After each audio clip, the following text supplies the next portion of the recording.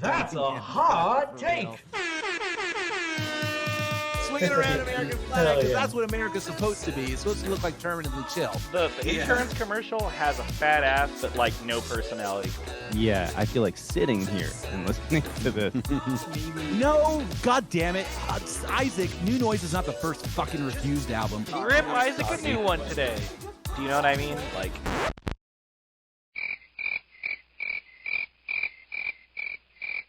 Don't touch my records. Ever.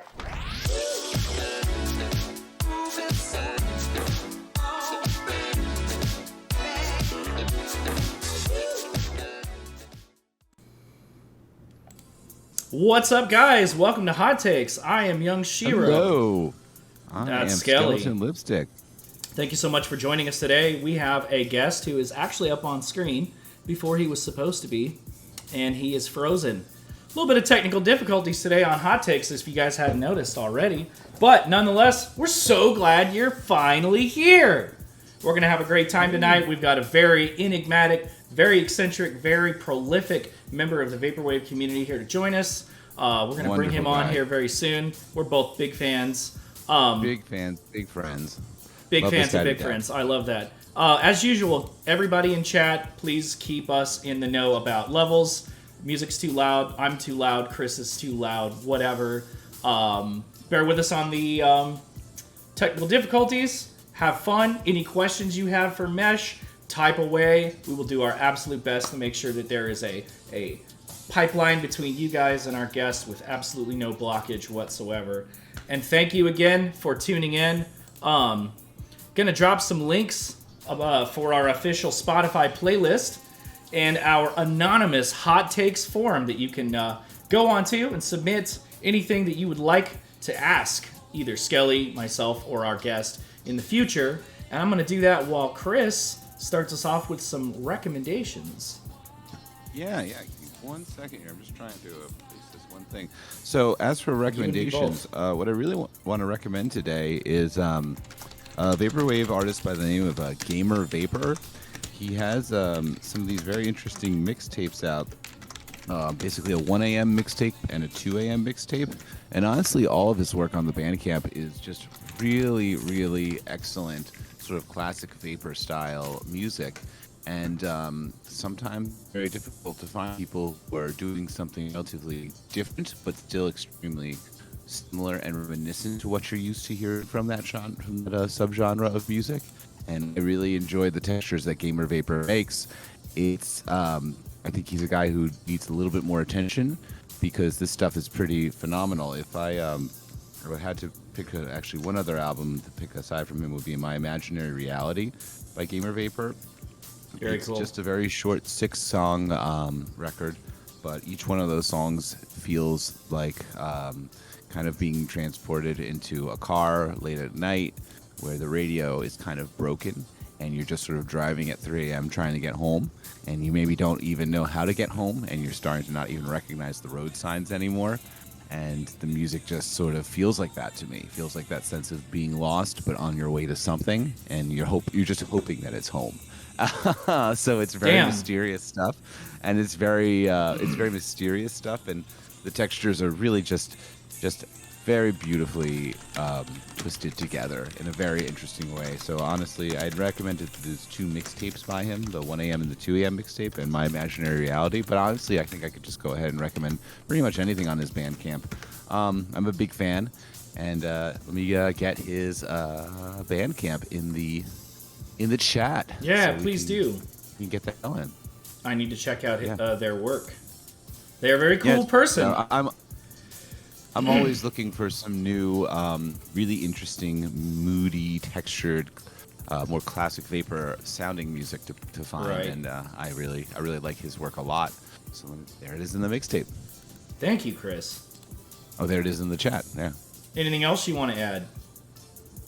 No, that's it for now. Gamer Vapor, people. I definitely need to check it out.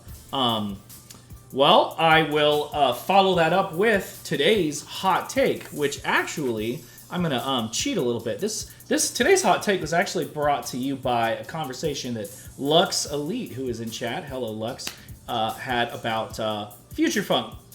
So future funk, right, came into vogue in what 2013 maybe, with the advent of Macross 8299, Saint Pepsi. We all know what it is. Vaporwave's more radio friendly, more danceable cousin. I was talking with you about this yesterday. I feel like future funk has got like a variant of it that's maybe born from like lo-fi hip hop, kind of the Keats Collective era. Yesterday was very exciting because I was myself and my girlfriend Wendy visited Las Vegas this weekend to attend EDC, and of course, while we were there, we had to go try and meet up with my dear friend Isaac, right, who is located in Las Vegas. So we got to hang out with Isaac and visited the Meow Wolf exhibit, Area 15, which if you haven't seen it and if you have a moment to check it out, if you're in Las Vegas, I highly recommend it. It is an absolute trip in a psychedelic, bizarre way. Wonderful, wonderful, wonderful time, and a very wonderful time getting to see my friend. Oh, look, you got the picture. Yeah, up. Oh, sorry. Can you send that to me, please? Yes, I can. Can you send that to me? So we took that Hot selfie Take in Boys, the right? The Hot Take Neonopolis. Boys. Yeah, Hot Take Boys got to meet up. But yeah, you brought up a very kind of an interesting point about future funk and ways to subdivide it. And I'm gonna kick the ball back to you and go ahead and finish that hot take. Really wanted to quick, mention that just we a got to little hang out in real life yesterday. We did. I've got the picture posted, and I happened to post it in the Equips Picks Discord. The Equips Picks Discord, and PJ Rourke created this lovely edit of the photo of Chris and I. PJ Rourke? As you can see, Flavor came to town. So yeah, we got to hang out. PJ Rourke. Love PJ Rourke as well. Got to meet them in person as well last week at the George Clanton show. Very got to jealous. meet PJ in person. What a wonderful Love person to they meet are. PJ Rourke. But I just love. Yeah. Sorry, didn't mean to cut you off. No. PJ made this. No, we can go. Let's keep going. That's amazing. I can't believe it. I love it. I'm cracking up right now. I gotta message them. I gotta message them later now. Yeah, please do. I love talking to PJ.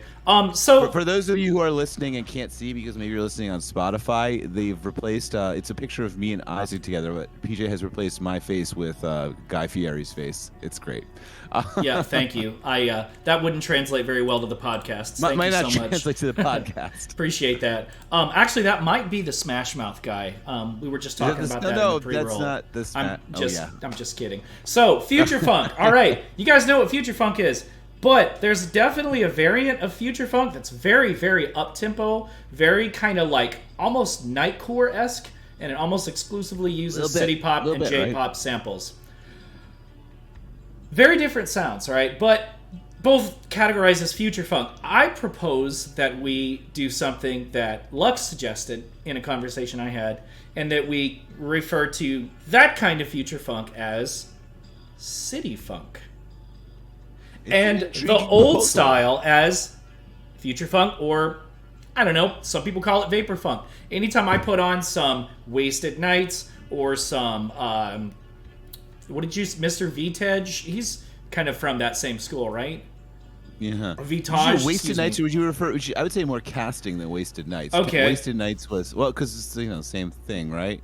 End of the day, person? Yes. I personally feel like the original variant of future funk is very different and a lot more reliant on like 80s R&B and Quiet Metro Storm funk. samples. Yeah, and the new stuff is very Metro funk. That's a good idea. The I have new a stuff question. is very. Well, hold on. That's funny. Yeah. That's an interesting by Warehouse Union. Can we say future funk for everything? But if you want to subdivide it further, can you say that the 70s sort of or funk sampled, 70s sampled or 80s sampled sort of future funk that's sort of like more R&B focused or 80s R&B focused or 70s funk focused? You and I have been around. Would that be Metro funk, and then would be that's a Japanese good question. city pop?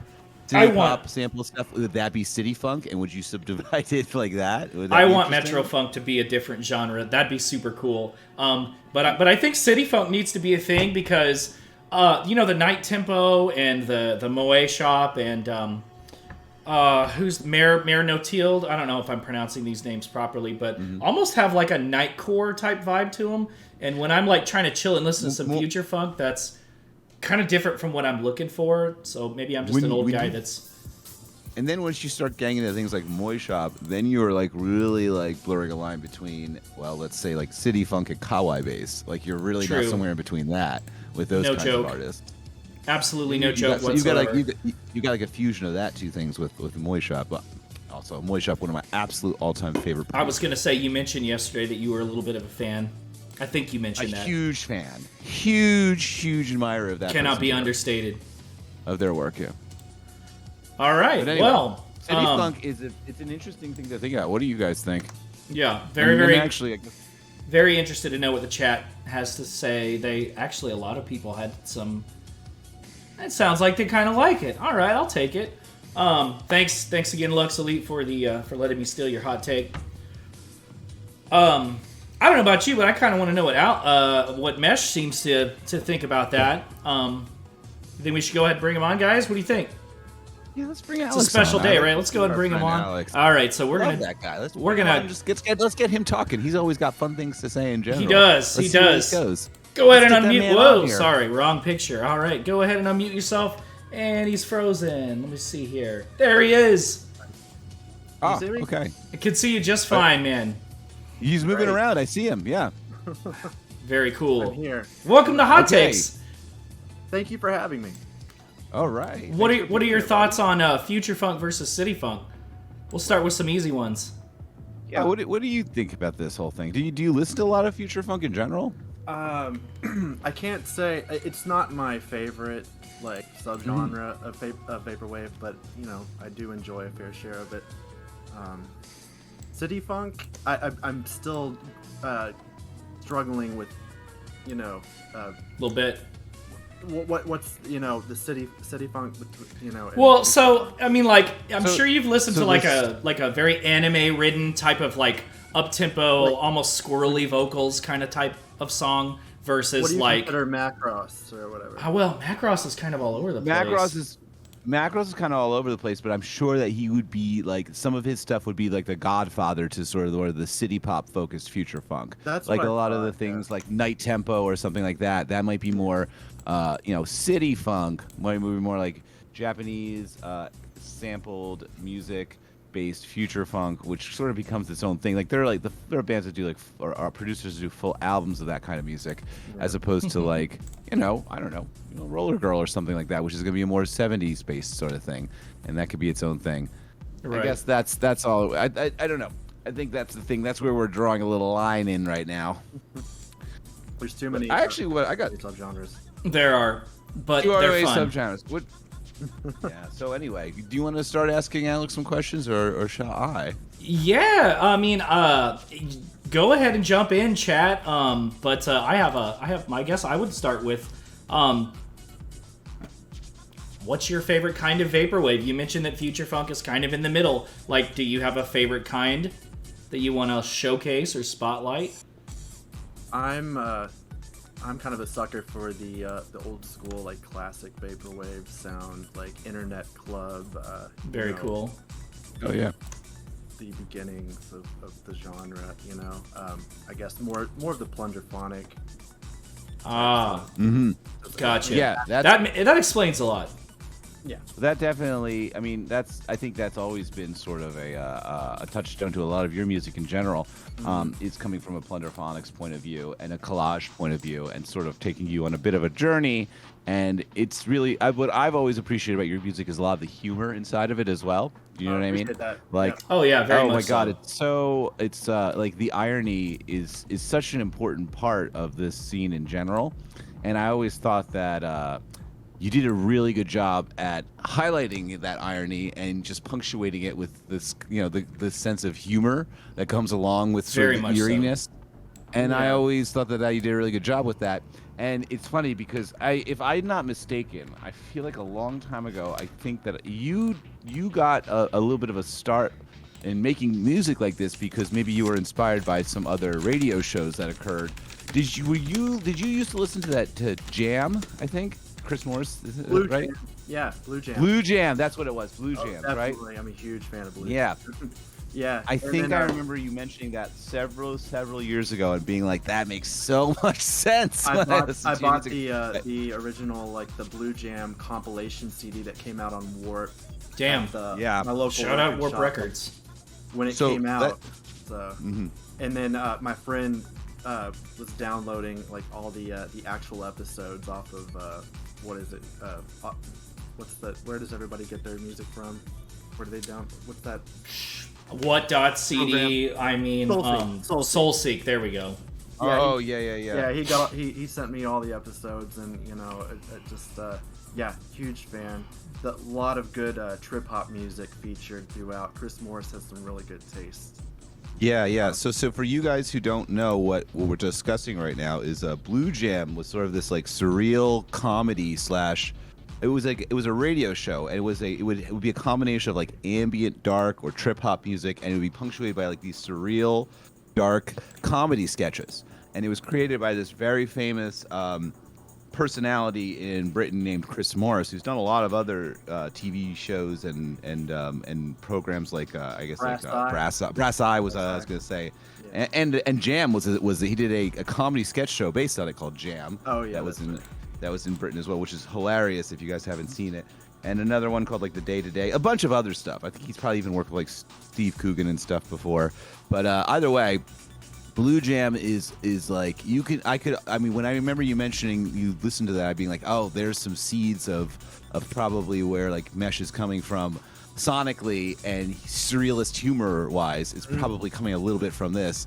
And if you guys are into vaporwave, I highly recommend you guys check this out because it's extremely inspiring.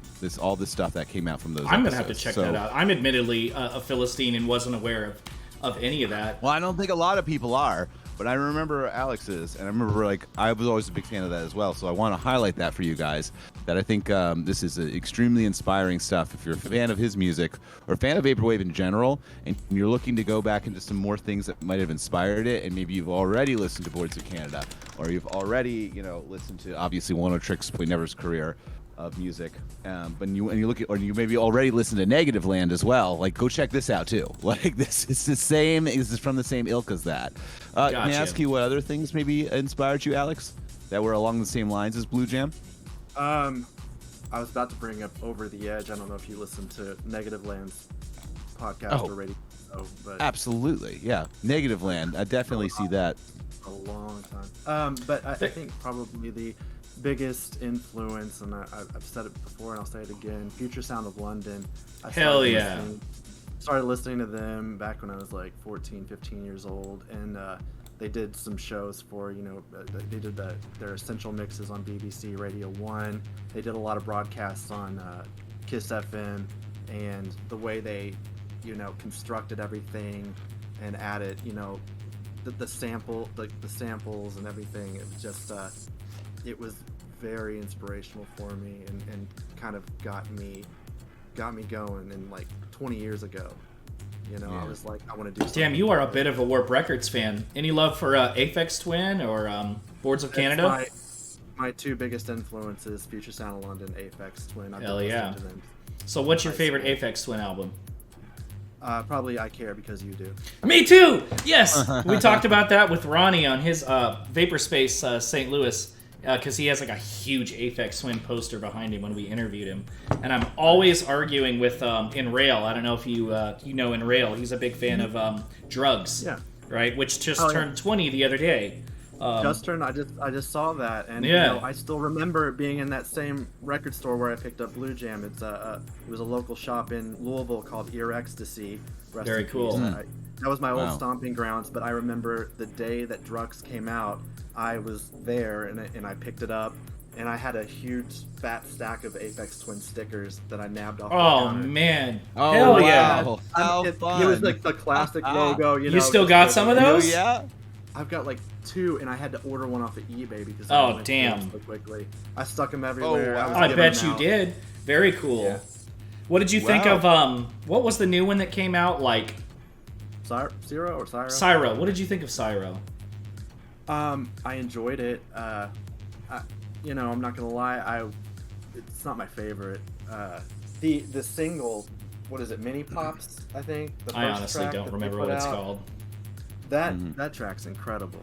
You know, that's got all his weird vocal work on it and everything. Right. And so I was hoping for maybe more of that when it came out. But it was still good nonetheless. I mean, you know, Aphex Twin can't do much wrong. I know, right? He can do a little wrong. We got a great question in chat by Casino. Sorry to cut you off. Oh, yeah. He says, let me find it. He wants to know how you made that 4-hour monster of a mixtape, Warp Zone. Welcome to Warp Zone. Such a He fun wants to know project. what inspired you. Sorry, I couldn't find it. Since high school, I have been wanting to do this, just some sort of like, you know, video game DJ mix or whatever. All my, you know, I grew up playing Nintendo, Sega Genesis, Super Nintendo. Hell yeah. I'm very old school. I didn't play much past that, you know. A lot of PC games too, and you know, I just wanted to do something with all that old nostalgic, you know, those games that I you know, hold dear to my heart. And Right. you know, fast forward 15 years or something, and Yeah. Sea Monster from Tiny Mixtapes reached out to me to do a guest mix for Tiny Mixtapes.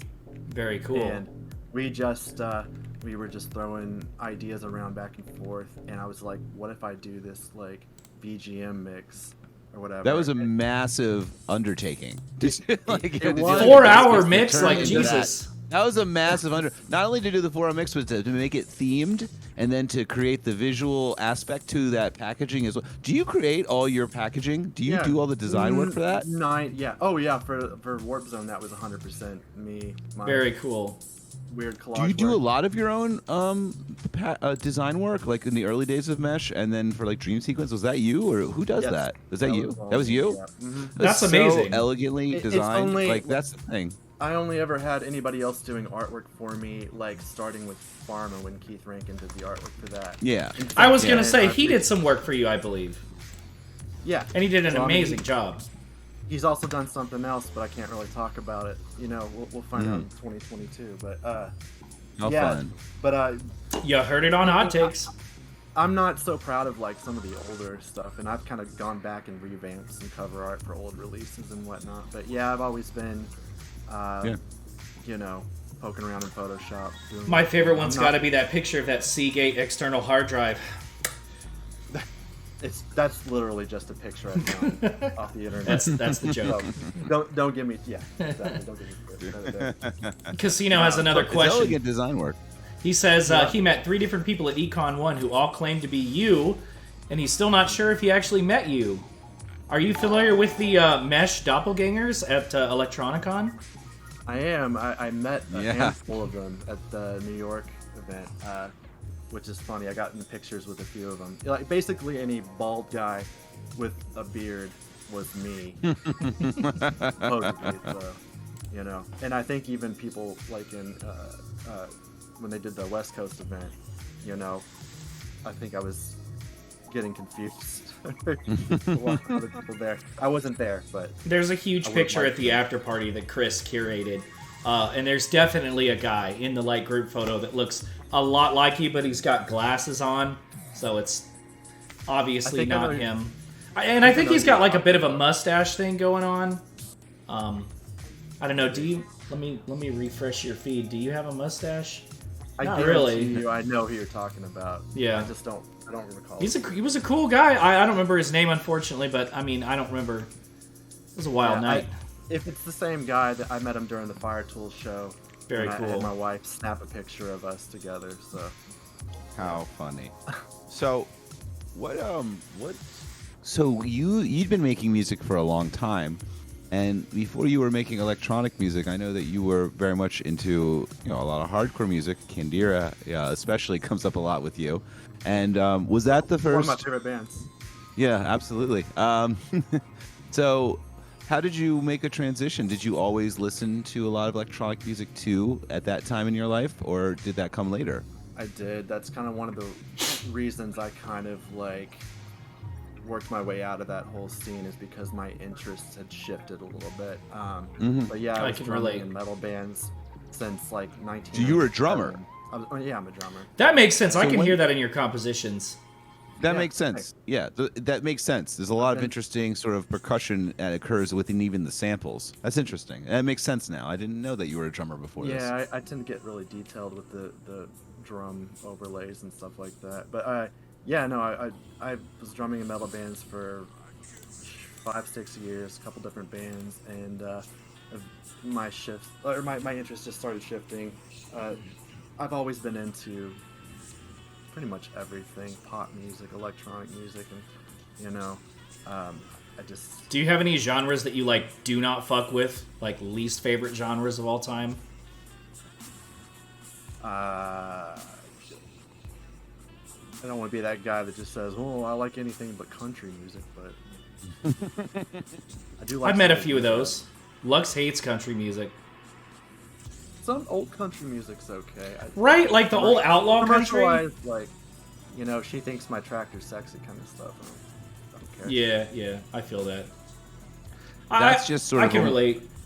That kind of music is only very interesting sort of on like a sociological level when you're like, I wonder what this audience is that is appeals to. Like that's sort of a fascinating thing that this is like that kind of thinks my tractor is sexy music. It's not even like, I feel like it doesn't even, it's not even meant for people who really even have tractors. It's meant for people who romanticize the idea of having a tractor. Like it's like Right. romanticizes the concept of people that don't even really exist anymore. And like, cause if you go to those concerts, it's usually a bunch of like fucking like frat guys and like blonde haired chicks in like, like red shirts with no sleeves, like dancing around. And they've Music never even for been on a some, tractor, Just for some but they good like old the boys. idea of it.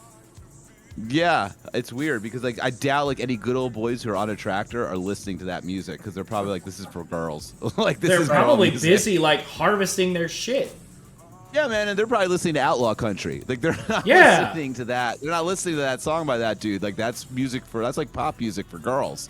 That's like, but anyhow, I want to get back to the music thing with you, Alex. Is do you remember what music you first connected with when you were young? Like, what was the first time what's the first band or the first time you listened to music? You're like, oh, I really connect with this, and I kind of want to pursue this art a little further, even just as a listener. Like, this is maybe even before you. I guess you started drumming at 7, so I guess you started early. Do you No, I remember what started the drumming first around music you? $11. You remember what the Maybe. first Oh, music wow. that you really connected with was? The first music I really connected with was like New Jack, like early Hell 90s yeah. pop New music. Jack Swing. You've sampled a Really? fair amount of those in some of your songs. Wow. Do you remember No, it like kinda- was you listen like? It kind of comes full circle with the vaporwave stuff, and some of the things I've sampled in the past years. But like when I was 6-7 years old, I was listening to what was on the radio at the time. I'm an old guy, Yeah. by the way, so like I'm talking 1990, 90. I was listening. To I suspect pop we're all music on around the radio. same age. Are we? It is what it is. Yeah, I mean, I think I think Alex, you're probably around my age. I'm 38. I mean, And I'm You're 33. older than I am. Yeah, I'm even 37. older. Yeah. So, So, oh wow. Yeah, but so that I've been obsessed with music since early age, and it's ever evolving, my tastes just keep expanding. I love that. But that was really it. There was a local station, 99.7 WDJX, and they played, all the good old stuff, Maxi Priest and Pebbles and like Oh wow. that's what I got a soft spot for Pebbles. Oh yeah. Yeah. That And you sampled her Cat- song in Yeah, Stay yeah. Forever, which is one of the most beautiful and just poignant flips of that song I've ever heard. No, that's Vanessa Williams, not Pebbles. Yeah. Wow, But the that's so compliment funny. stands. No, Stay Forever was Pebbles. Yeah. Uh, It was it So- was kind of a deep track too that I sampled. I'm really, really bad with names, but that's one of my favorite tracks you've ever made. It's one of my favorite vaporwave tracks of all time, and it's like Speaking a of which, I did tearjerker, that. dude. I did that for Lux's, Music of the Now Age compilation. Yeah, an iconic trilogy of compilations. Alex, we actually have a few questions. We have like a 3-parter from Warehouse Union. First question. Warehouse Union is a very, very cool attendee. Warehouse Union says, are you the one who says mesh in that slowed down voice on tracks like If I Tell You That I'm Happy? Yes. That's you. Yeah. Also, it is Mesh, right? It's not Nmesh or It is Mesh. in It's Mesh. silent N, but I've never harped on anybody for pronouncing it wrong because I kind of set myself up for that. I thought it was in Mesh for the longest time. I've Where- gotten A lot of Nmesh, people I've gotten did. Nmesh. I've gotten In Mesh weirder just makes things. sense, you know. Yeah. Warehouse's second question goes, what are your favorite 80s movies or movies in general? Favorite 80s movies, and I have a lot of them. One of my favorite movies of all time is Big Trouble in Little China. Oh, Fabulous. Me Kurt too. Russell film. Oh, it's so good. Yeah, I mean that's kind of a loaded question because True. I, you know, God, 80s movies are that's where it's at. They're the best. Why are they so good? I don't know, but they are. I don't know. They were more fun. They were more colorful. And also practical effects. I think have a lot to do True. with it. I watch a lot of horror movies, and you know, practical effects in 80s movies that I can't get on board with. You know, entirely CGI. Oh, of course. Yeah, the just- practical effects. It takes me out of it. You know what I'm saying? Yeah, I the feel practical that. effects are very fun because it's real, it's breathing. You know what I mean? There's a life inside these things, and those John Carpenter films too, as well, like Big Trouble in Little China, really make the focus of those films the movement of those special effects. Like they'll let the camera linger on them. You know what I mean? So you can appreciate the work and the artistry behind creating those things. And I think that's like at the end of the day, like, you know, that's what we really love is the idea of creating creating something. You know what I mean? And it's so fun to think like, wow, if I were on set right now, I'd be able to see the textures of that special effect in person. You know what I mean? It wouldn't be just stuck on a computer screen. You can't You know? fake it. You can't fake it. No, You know, it's the so thing, fun. The Thing is a prime example because I don't. Oh, that one's so That's good. another John- You're a little bit of a another John Carpenter Carpenter. fan, aren't you? Another John Carpenter. Yeah. Yeah.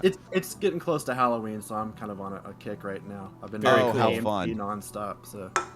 Yeah, Any man. love for I try to do that around Halloween Escape as well. from New York? Oh, of course, yeah. That's one of my I- personal Yeah, favorites. Escape from New York's great. I like Escape from LA too. Wow, People- wow. Oh yeah, Escape from LA is fun. It's fun. cheesy These are as fun hell. movies. It is. The whole surfing scene. The surfing thing, I was gonna say, yeah. Oh my god, yeah. Yeah, So- I should probably also just say I'm a huge Friday the 13th buff. Oh, So- very cool. Really? Oh yeah, like it's like, but only all the ones in the 80s. I mean, like I love Right. everyone, you know, all the ones after that. But I always wanted to just be a camp counselor, you know, at Camp Crystal Lake and get killed off by Jason. Oh my goodness. In one of the 80s movies. It's I don't know. It's a bucket list item that I'll never achieve. Warehouse Union's third part for the question is, I saw in one of your profile images that you were wearing a Death Grip shirt. What's your favorite album of theirs? I think Government Plates probably is my favorite Death Grips album. Because of that last track, and I forget what's the name of it. I forget. But, yeah. Yeah, Government... It's hard to say, really. Money Store's good, too. They're all good. They're great. They're all good. Yeah.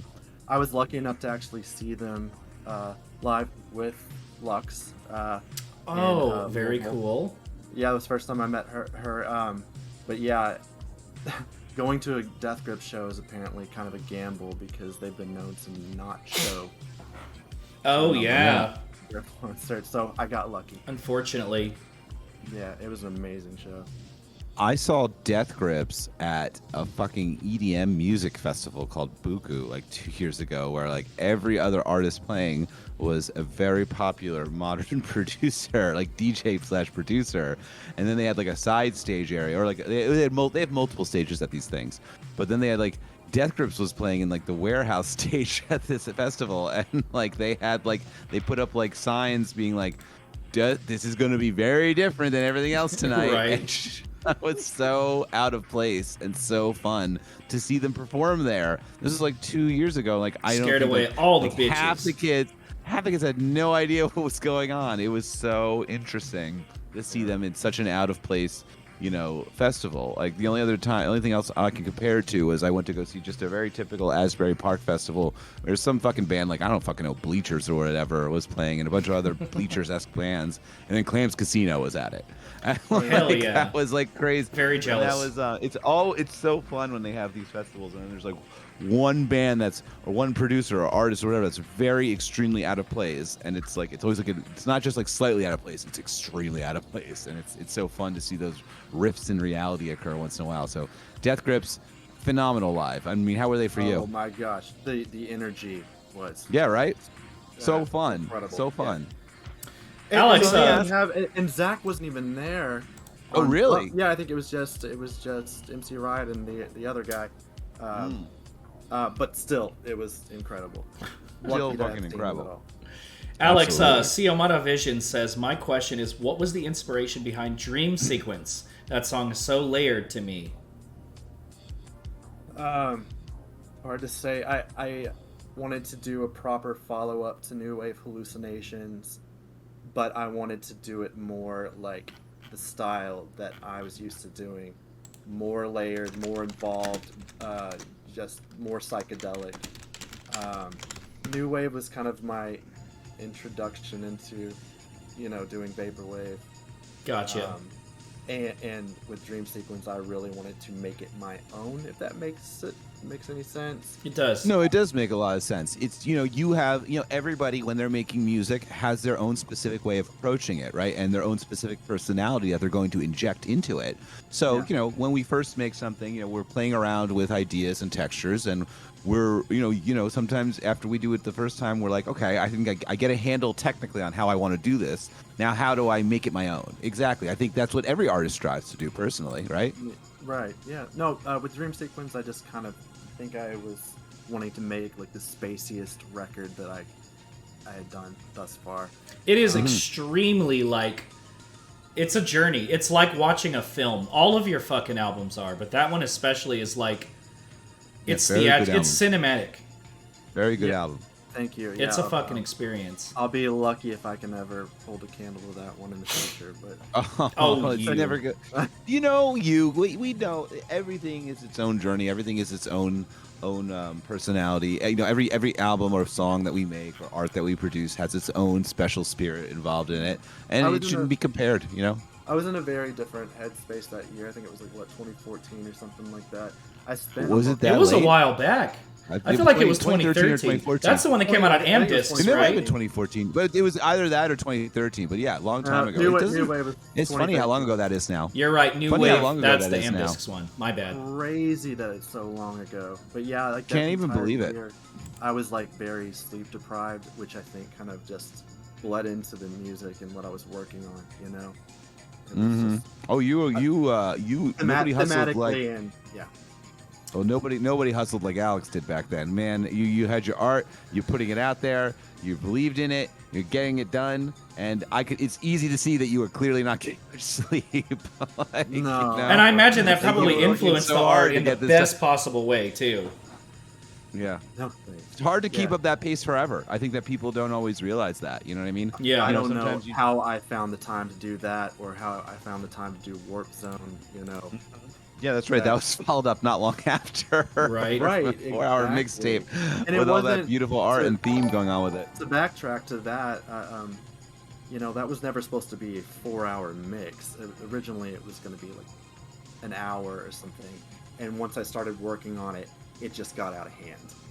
And, I love that. There was just more and more I wanted to include.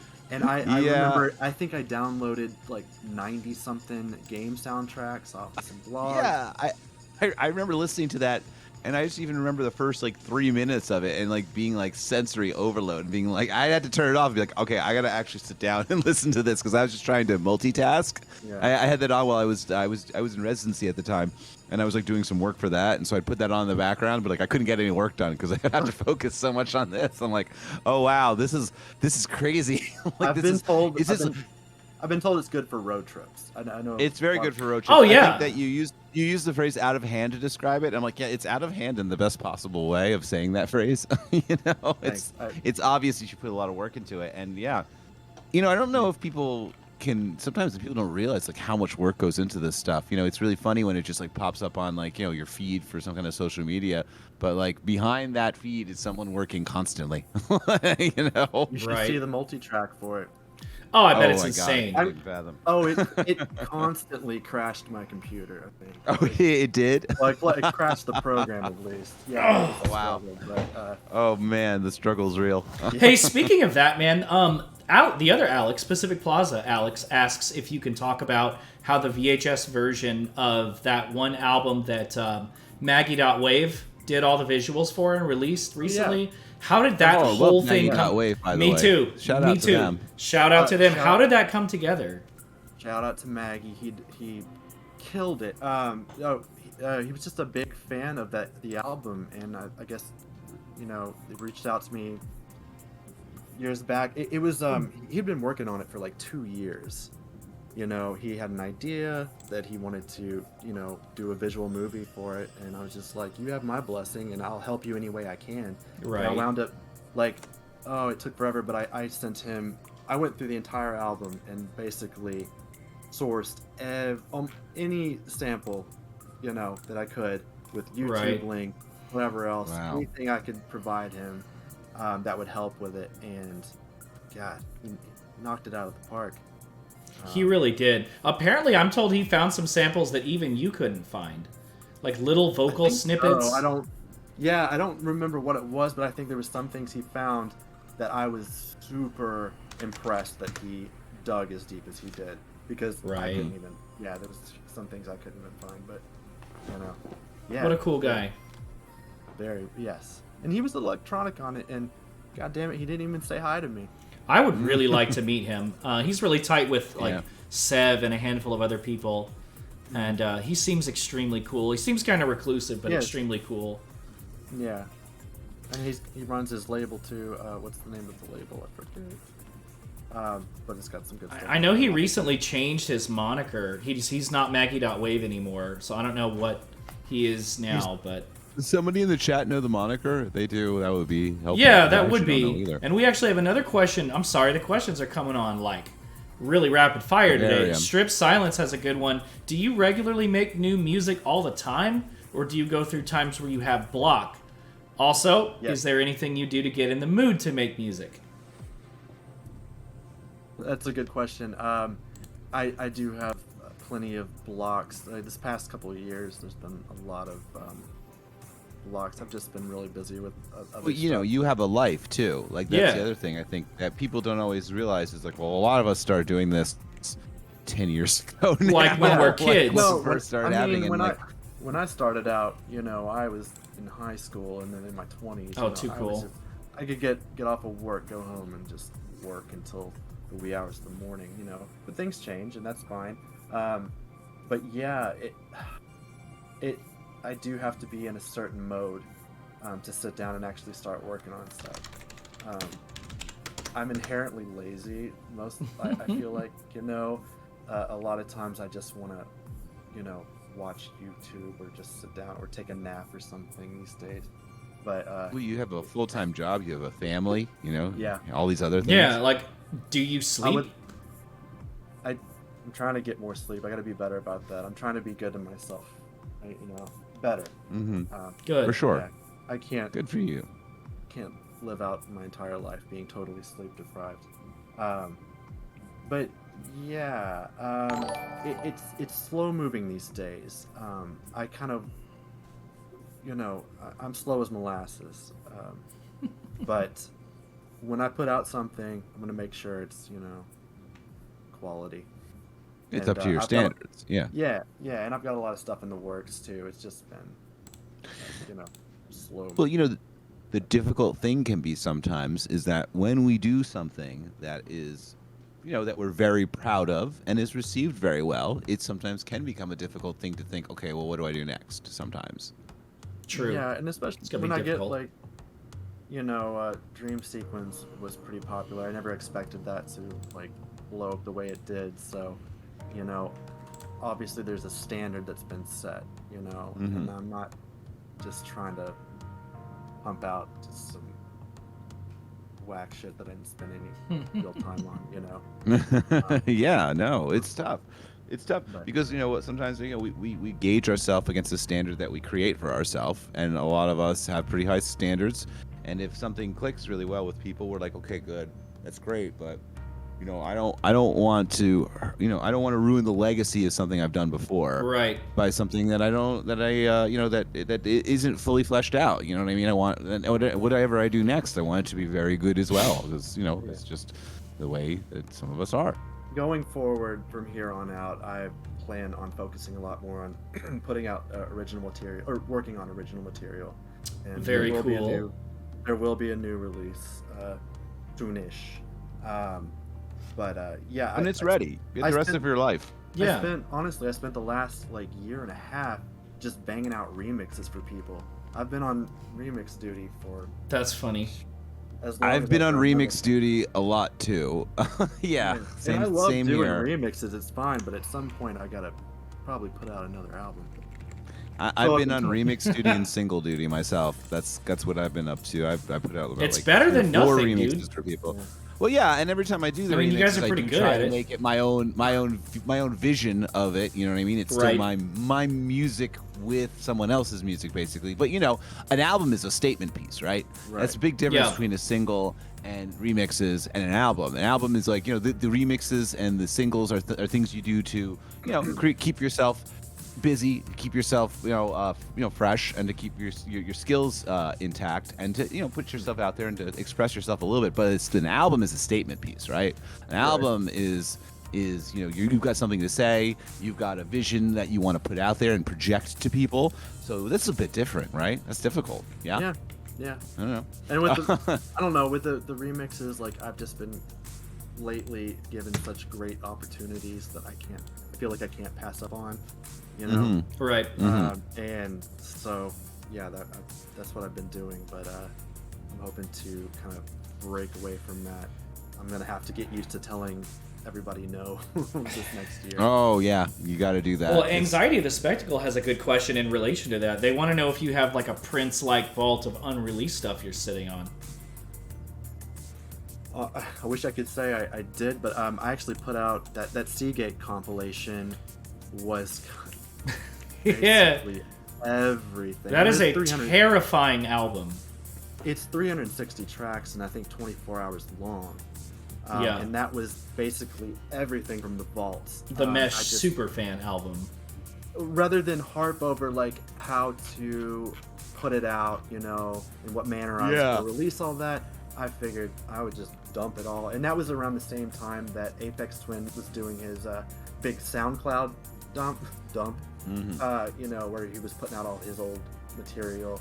And so that was kind of an inspiration there. I was just Very like, cool. it's either going to sit and fester on my hard drive or I can put it out there. And that's what I did. So, you know, and that only goes up to 2014 or so. So there's a handful of, you know, tracks that have never come out that will eventually on probably one of those compilations that I've been putting out lately. I've been doing those archival series. I don't know if you're familiar, but yeah, there's still stuff in the vaults to be released. I think What a it's relief. good to put out.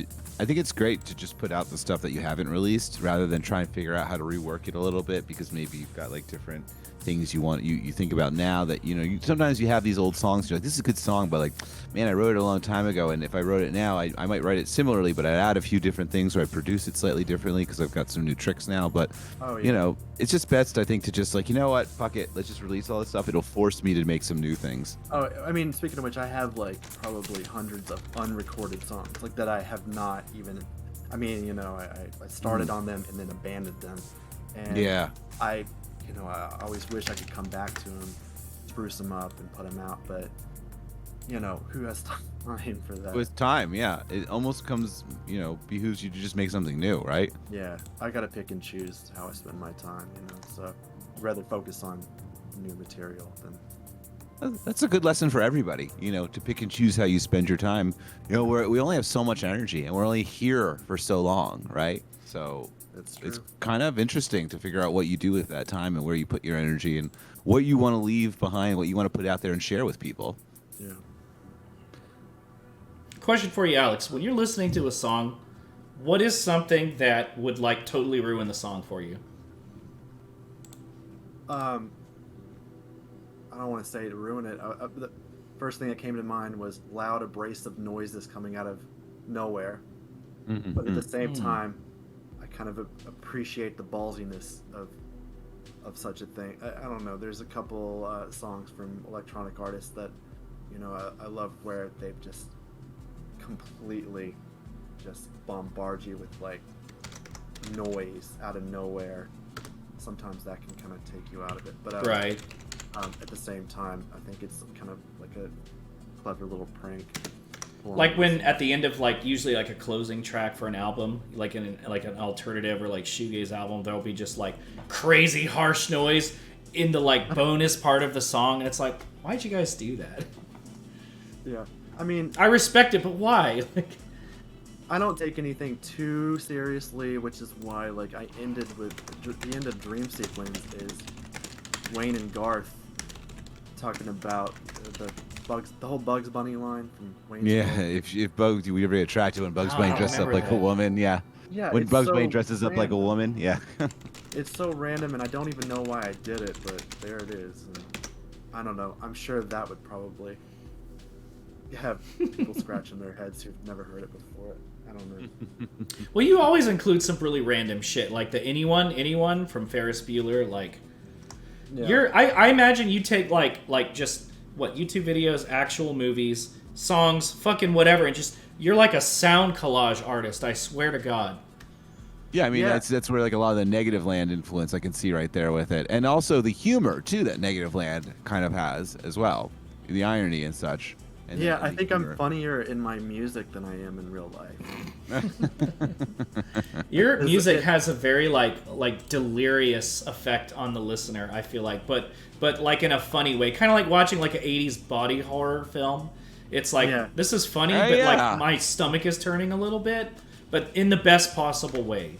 Yeah, that's like how that's why I think you'd like that Omega Mart exhibit yeah, at absolutely. Meow Wolf. It's very much that sort of thing, in the Yeah. way that the products that they have and the descriptions that they have of the products and how strange they are.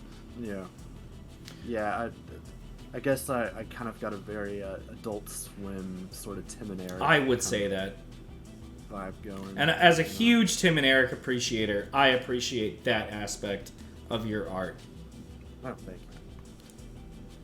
So let me ask, when did you decide that you went from appreciating music and even playing music to thinking, I think I'd like to start working in bands or making my own music? Do you remember when you started to think that way?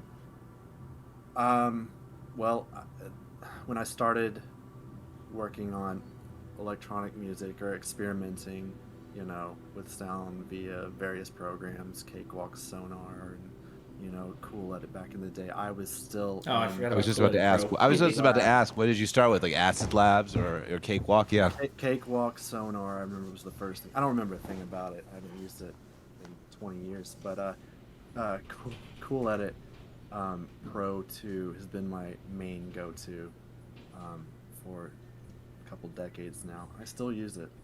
I use a variation of that Really? for teasers and stuff that I make, and it works. Damn it, it works. I used it when I was working in radio industry, and it solid software.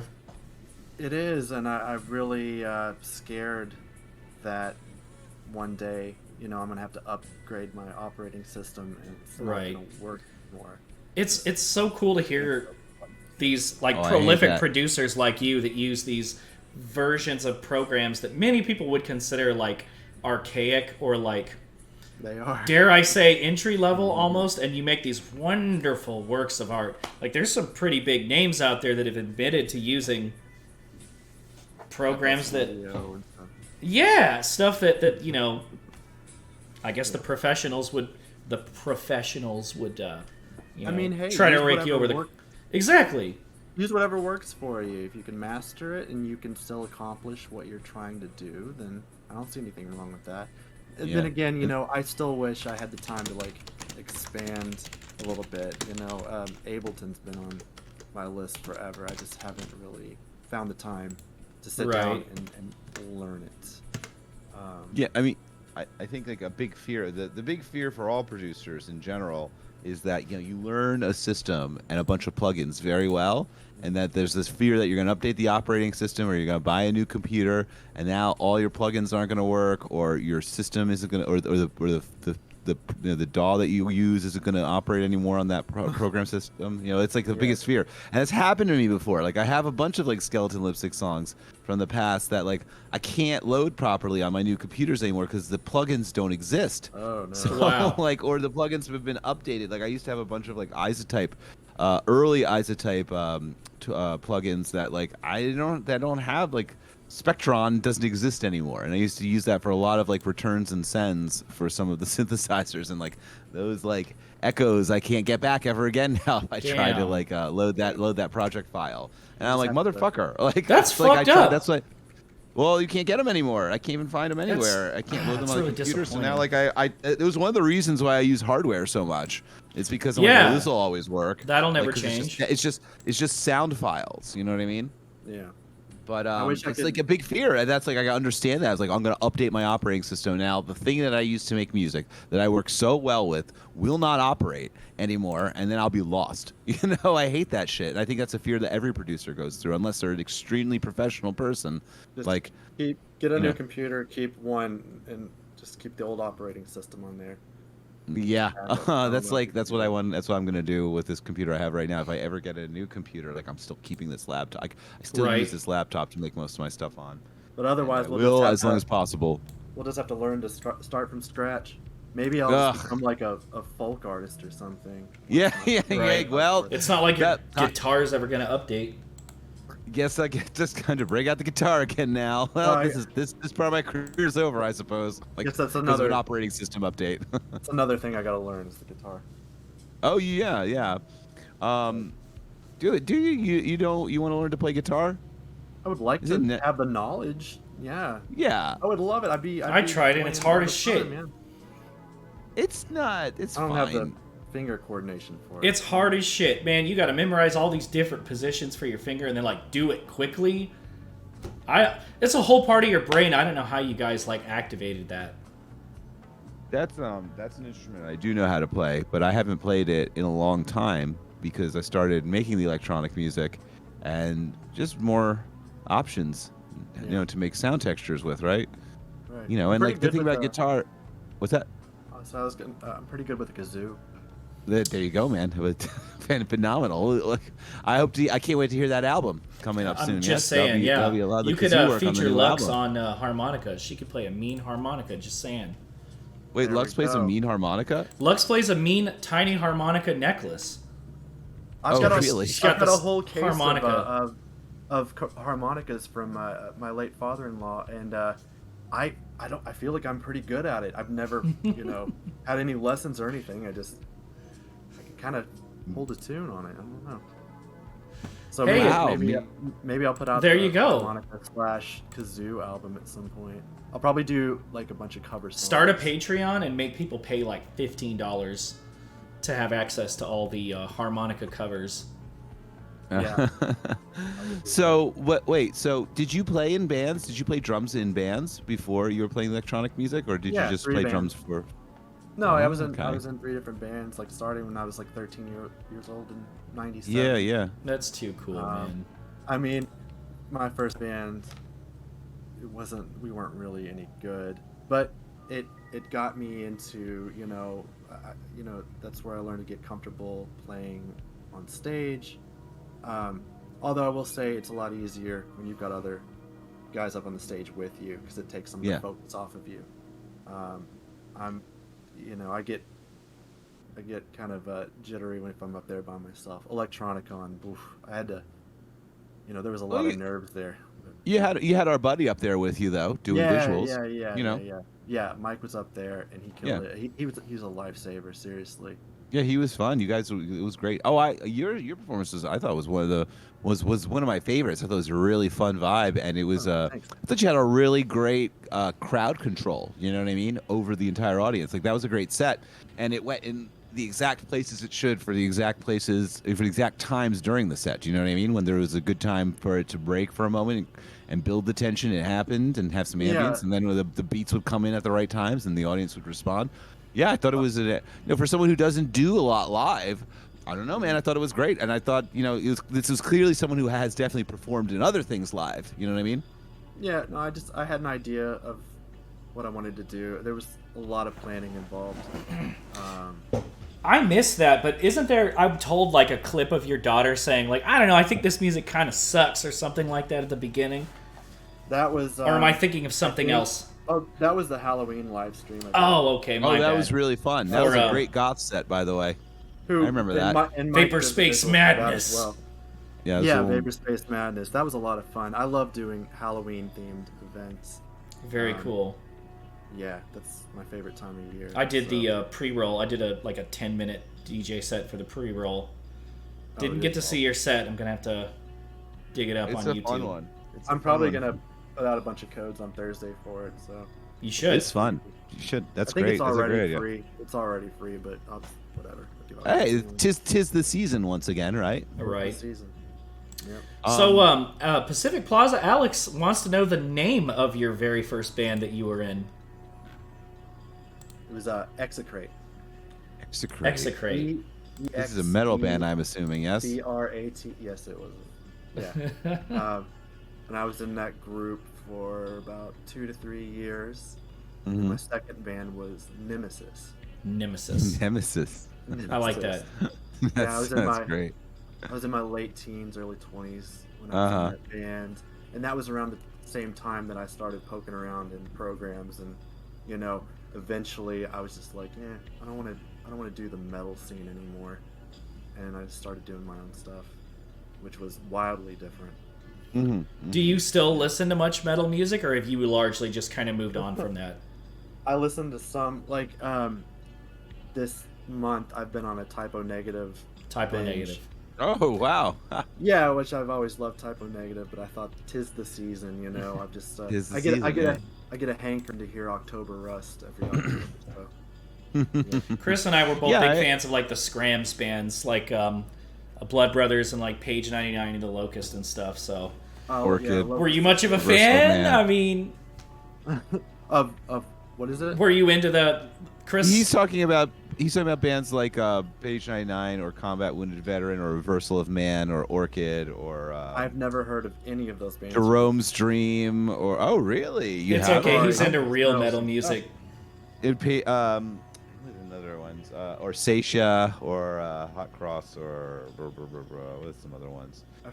Anyway, Alex is more into a lot of he's more into real metal music. And Kadiri. Well, isn't it the '90s? Probably some of the mid '90s. Do you like stuff like ISIS, Jesu, Pelican, Converge, Coalesce, Old Man Gloom, like Justin Broderick? Yeah, Justin K. Broderick, Jesu. Yeah, of course, man. And I'm a huge Godflesh fan. Hell yeah. Godflesh is great. Oh, hell yeah. But I mean, I was definitely more in tune with the metal scene in the 90s and maybe early 2000s. I still listen to I respect that. There's a lot of hardcore bands came out of New York. The whole Victory Records. Oh, yes. Oh, yeah, absolutely. Victory Records. Earth Crisis, Snapcase, Strife, all that. Oh, Snapcase is great. Strife, all these bands. Mm-hmm. Where'd Isaac go? Oh no. Oh, did he use? I don't know. I was always a big fan of Converge, and then any band that was related to Converge in some way, either Bane or Old Man Gloom, or all these Boston bands too, like ISIS and Funny such. You should bring up Converge because I never really gave them the time of day. Really? And it just so happens that I have about 30 Converge releases on my work computer that I need to go through. And I plan on doing that soon man! In chronological order. Oh, for sure. Yeah. Petitioning the Empty Sky, I think, is still one of my favorite experimental metal albums of all time because it goes in so many directions and it's so fun. What's Petitioning the Empty Sky is, I believe, their second album. Is it their second one? I think it is. It might even be their first of official album. They probably have something right before that, but then Forever Came Crashing, I think, is after that, and then is Jane Doe, which is like the big one for them. Jane Doe's the big one for them. Jane Doe's great, but I really love Petitioning the Empty Sky. That one is so fun, and it's got so many interesting ideas all over that album. But yeah, so let me ask you though.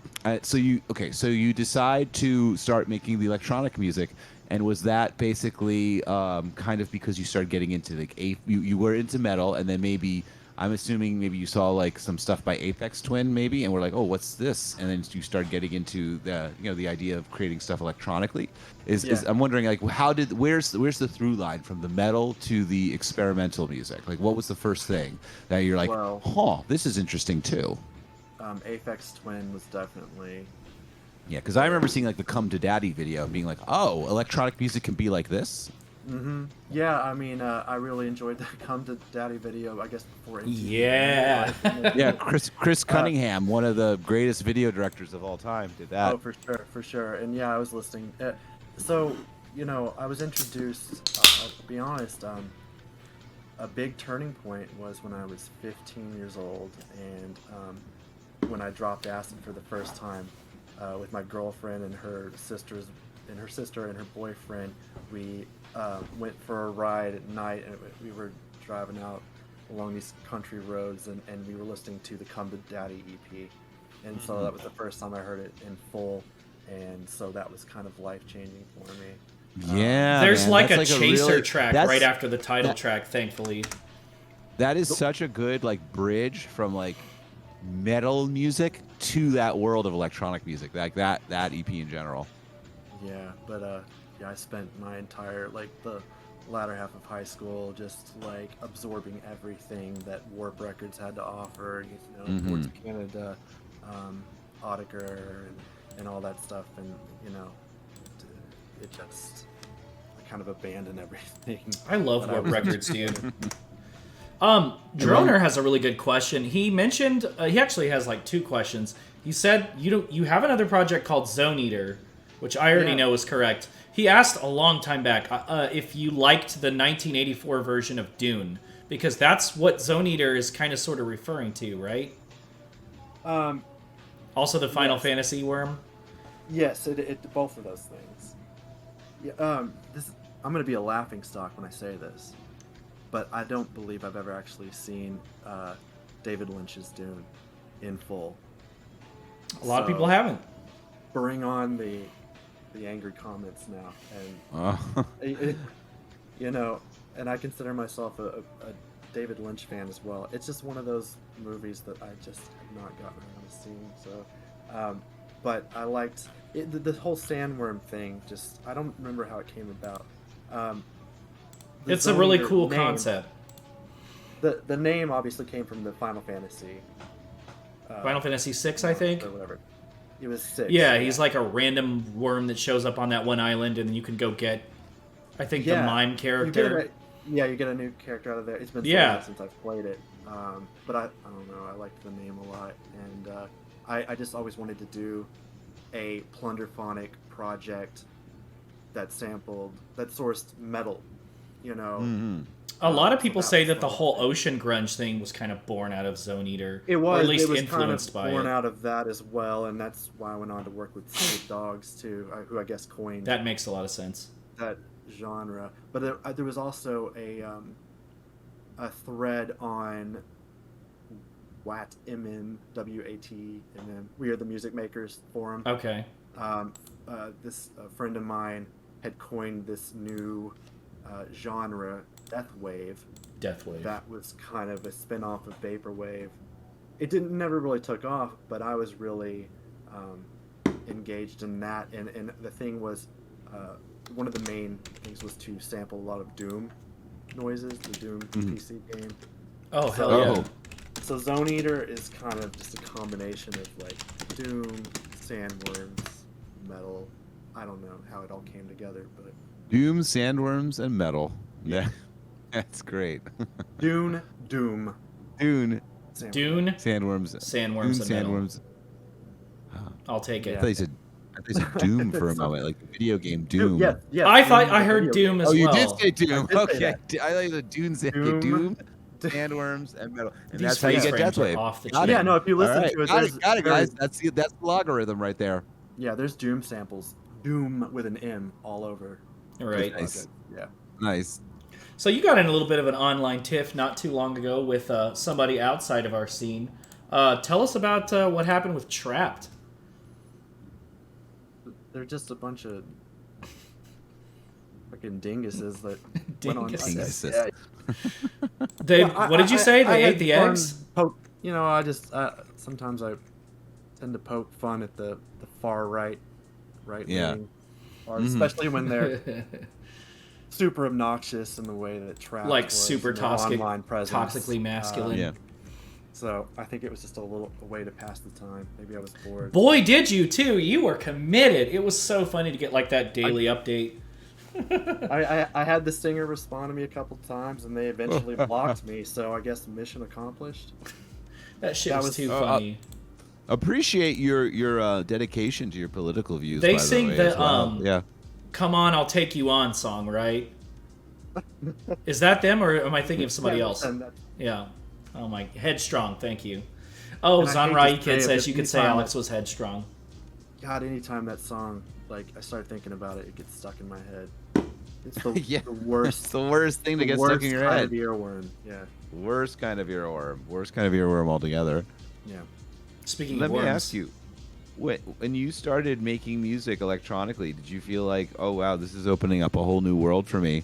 And did you feel like, you know, I've been looking to express something about myself for a long time, and I wasn't quite sure what the medium to do that was. And then when you started working with this stuff, did it feel like, like this is what I'm supposed to do? This is a way for me to make my voice heard. Yeah, definitely, because it was totally personal. It was me. It was just coming from me and what I wanted to do. And I took it very seriously early on, even when nobody knew who I was in the MySpace days, really. But I took it very seriously.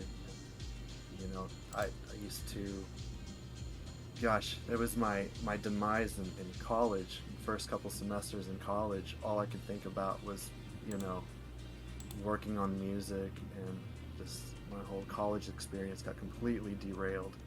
Wow. Because I was so focused on that. What Respect. happened in college? Well, I was supposed to be over at U of L for visual arts. I went to high school. I was in a visual arts magnet, and Okay, that's interesting. I think I didn't know you came from a visual arts background. I mean, Yeah. it makes sense. I earlier in our discussion, I was mentioning about, like, you know, just how clean and engaging the the imagery is for your album art. And like, yeah, I even remember like seeing your album art the first time. I'm like, this is fucking, this is slick. Like, I remember even like seeing like the dream sequence cover. I'd be like, this is slick as fuck. Like, this is an aesthetic right here. Like this, I don't even know what I'm looking at exactly. Like, this could be anything from like, so when I look at the dream sequence cover or the New Wave Hallucinations cover, like this could be an advertisement for anything from like a sound system commercial to like a beauty product to like a new piece of electronic equipment. You know what I mean? Like, it's like, that's what was so interesting about that album art cover, was like how fluid it could be for anything, and I didn't know what the fuck it was or what Nmesh meant. Like, it Right. could be any kind of product. You know what it I grabs mean? your eye. The And I best was like, part is this the font. Slick. Yeah, and that's why I remember thinking like, this is slick as fuck. And I'm like, oh, the man. I appreciate that. Like, originally that cover. Off ground. Okay, got some. That's Oh, you all interesting. froze up for a second. Sorry.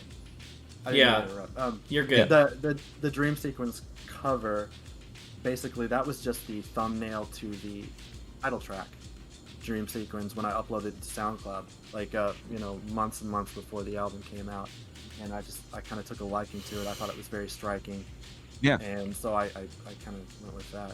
You know. Oh, all the album covers, the New Evolutionists, like they once again, like they do, like it looks like it is a fun amalgamation of like this could be a lot of different things. Like this could be calling back to a lot of different types of visuals I've seen in the past for products I never understood. You know what I mean? And so that's what was great about it. So you came from a visual arts magnet school, and then you were going to do that in college too. Is this correct? Correct. Yeah, and then my first year over at U of L, I guess I waited too long as far as registering for art classes. And first semester I had 0 art classes, and I was just kind of overwhelmed with everything, you know, the classes I did have, and I was just, you know, putting all my focus into music when I really should have been Art. probably concentrated. Yeah. Yeah. And I'm so glad. I wound up dropping out after a semester, and then took a semester off, worked for a little while, went back, decided to give it another go, and the same thing happened all over again. Oh, the same thing happened again. Oh Damn. my gosh. Same thing happened again. Did And you then- feel? Did you just lean more into music after that happened again? Where you're like, you Oh, know what? Maybe complete- this isn't for me. This isn't for. This Completely. isn't my path. Yeah. Yeah, my parents were just like, "Well, you just got to get a job or something." And there we go. It's been working life ever since. It's been working life ever since. I mean, it's very difficult. Honestly, we tell people to kind of know what you want to do at the age of like 18 or 19. Yeah, That's crazy. not feasible And then we're at like, all. all right, oh, there's your track. You're like, oh man, I don't even like. I'm barely an adult, and I have to pick what I'm going to do forever. I really wanted to be a Crazy. camp counselor. Right. But it's funny. I'm doing what I always wanted to do as far as the music goes. I'm just not making a living off of it. Yeah. Right. Maybe, you know, I don't know. You know, I'm lucky that I've got the audience I have now. It's amazing. Yeah, And that's I'm amazing to have. Juggling all this, it's hard, but you know, if I could just do it full time, oh my gosh, it'd be so much more prolific. Right. these days. Yeah, of course. but Well, you know, a that's so handful of hard the for artists have anybody. done that. They've quit their day jobs and they have like fan I know, clubs or yeah. Patreons, and I know that they're really stressed. I mean, I know Tech's had to take a little break, and You know, Yeah, So I think it's respect different that. For me, I would be more willing to give that a shot, but it's different, you know, when you've got a family. And, you got a family. it you is know what I different. mean? you know, you need health insurance for everybody. You and- do. For sure. And For sure. so, yeah, it's just one of those things. So, I mean, so I think it's amazing that you balance the two as well as you have. You know what I mean? absolutely. I appreciate That's it. extremely admirable. You know what I mean? And Thank you. Do my you know, best. it's a beautiful thing to make this music and to have an audience for it, and it's fascinating. And not many people get that opportunity to be appreciated this way. And to have like the thing about the vaporwave community is like these are like people who really appreciate a lot of interesting music. Like these people, you know, a lot of people. Nobody, you know, remember like nobody really came to vaporwave because it didn't exist. Like everyone came to it because they already were listening to a lot of interesting music, already had pretty phenomenal taste in music, Right. And so it's like you can like make music that connects with people in this world. Wow, that's pretty impressive because those people have listened to a lot of cool music. They have very good taste in music. You know what I mean? That's a really great accomplishment to have is to like to speak to people and to connect with people who already listen to a lot of really good music. You know what I mean? To be on their roster of artists they like is tremendous. And hey, I have a question. Since you're early, obviously, you know, you're another guy from the beginning of the scene, like myself, and like Isaac too, actually. And do you remember how weird that was? Like the first time that you're like started getting friend requests on Facebook from people that you never met before, but maybe you saw them pop up in like Facebook groups and Yeah. stuff, right? Like you were like. I just remember back in the day, like, you know, we'd make like little music videos for our songs because maybe it was more likely that Blog would post our music if we had a music video to go along with it. Yeah, So like, and I had more you time to do that back then. you but- send it to like fucking Mateo or whatever on Chillwave, Hypnagogic Yeah. Pop, Glow-Fi's, like, you know, and then he'd post you, and then you'd Hi, post Whoopi. your. Yeah, exactly, and like hi Whoopi, yeah, absolutely, of course. Oh man, or Japanese blogs and stuff, right? And like the. Oh shit, he's roboting. Yeah, and posted to see someone else you kind of recognized, like another person that would get posted, and be like, oh, I saw Mirror Kisses get posted on another Facebook group. That was it. And then all of a sudden, they're like, oh, I saw Surfing, or I saw Mesh, or I saw Auto, or I saw Topaz Gang, and like in the same like thing as me, in like another. And then eventually, someone just friend requests you one day on Facebook, and like, that was so weird. And I remember the first time that happened, being like, oh, I guess this is the thing we're gonna do now, huh?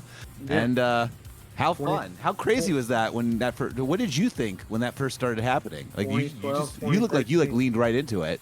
Oh, I did completely. Cause Yeah, you're like, holy shit! Like we're doing this now. I Yeah, guess. you've always been Like, pretty social. I remember reaching out Yeah, to you but, like- super early on back when I was running TNM and Square Dance, and you responded right away, and that was super cool. I still remember those compilations that you put out. Yeah. Yeah, me too. Absolutely. Back when mixes were cool and blogs. Back when Nobody does that blogs anymore. were cool. Yeah, I just remember like blogs would really like everyone was gonna start their own blog, and like I remember the first time I put out music, thinking like if I could just get one person to write about me, like everything else I ever do is gonna be extra, you know? Yeah. And like I don't know, man. What did you think when that first started happening? Were you like, wow, look at I this? was. This is It was a super exciting time back then. Mm-hmm. God, it's crazy. It's so long ago, but like artsy music came Yeah, out. put shout up out their Artsy. YouTube channel, and they posted up "Leaving Hollywood" off of New Wave Hallucinations, and I remember that morning I woke up to that and I saw it and I was just like, holy shit, I've made it. And yeah, I know. You're like, oh wow, this is the thing, and Yeah. like then all of a sudden, like your inbox on Facebook has got like all these people like friending you, and they all seem pretty cool, and you're like, look at this guy's pretty cool too. Oh wow, Right. he makes music as well. Like, I wonder what. Oh wow, like let me. They seem pretty cool. I was so just enamored with vaporwave early on, and like when I used to call it echo jams before I even knew that the Well, we didn't have the word for it for a long Right. time. you know? right. We didn't have that word right away. Yeah, I mean, like I stumbled across, like probably a lot of people did back then, One O Tricks Point Never's SunsetCorp channel. Yeah, Yes, beautiful. me too. And Nobody then it's just here. like, yeah, you would see like Nobody Here or Demerol. Or, And the one that sampled Roger Troutman's Emotions. I can't remember what it's called. End of Life Entertainment Scenario End of number Life. 2. Yeah. Yeah, I just remember, or like was it the Fleetwood Mac Beautiful. sample, like "Baby, please don't go, Angel. I miss you when you're gone." Angel, that? Angel, yeah, those Angel, videos, Angel, not Baby. Thank you, Angel. Please don't go. Thank you. those videos were key in Yes, getting me they were into so that key. whole thing. So yeah, I stumbled across those videos probably, watching Boards of Canada or something, videos on YouTube, and they were off to the side, in the recommended videos, and I remember that's how I found Macintosh Plus, all this stuff, and it's just everything changed after that.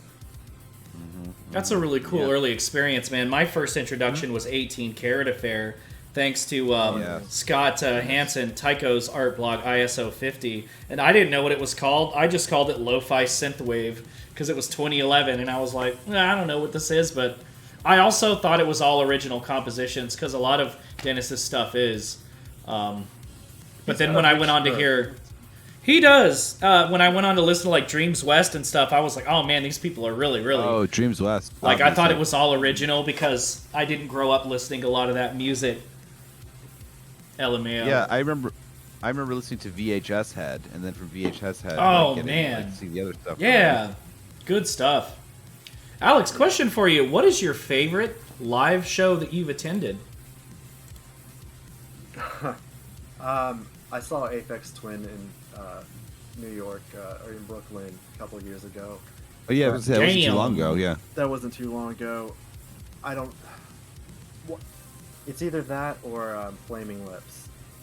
Oh, that's probably a really Okay. fun show live. I've never seen them live before. I bet they're so Flaming fun. Lips are so much fun. I can't recommend it enough. If anybody gets a chance to see them live, it's going to be a good time. AFX Twin and Flaming Lips. Yeah, they're up there. I'm sure I'm leaving out. Very some, cool. but, yeah. You're kind of an interesting guy, Alex, when it comes to like you getting into a band. Like when you get into a band or a producer, you sort of go through their entire discography. Yeah, I do. I've noticed that with you. That when you you really get into something, you're like you make it a point to listen to everything they've ever released. That's a thing that's come about in the past couple of years. I just started going on these Spotify binges, Yeah. and I go back to a lot of artists that I've always loved or appreciated, but I never maybe heard their full discography, and so I just go back and start at the beginning, and it's a way of educating myself, I guess. I wish I Yeah. was better at that. I bounce around all the time. Like, there's so many artists that I love that I haven't heard all of their discography yet. Even artists that don't have particularly large discographies. I think I have, like, musical ADD or something. I think what's fascinating to me is witnessing the musical evolution of a band that's been around for so many True. years, decades. Yes. Take Flaming Lips, for instance. They started off, they were a punk band, and almost not a completely different lineup, but almost. And you know, they've been around 30 years, and just to, you know, just to witness where they started off and just see where they ended up is just pretty fascinating in my opinion. One joke we kind of have running is that there's no need for the Zodiac when you could just tell us your favorite Animal Collective album. That's funny because I just did a binge. Did you do a deep dive? What's your favorite Animal Collective album? I just didn't want to hear that one for sure. Boy, I'm not sure. You know, Okay, only so fair much enough. of it I retained.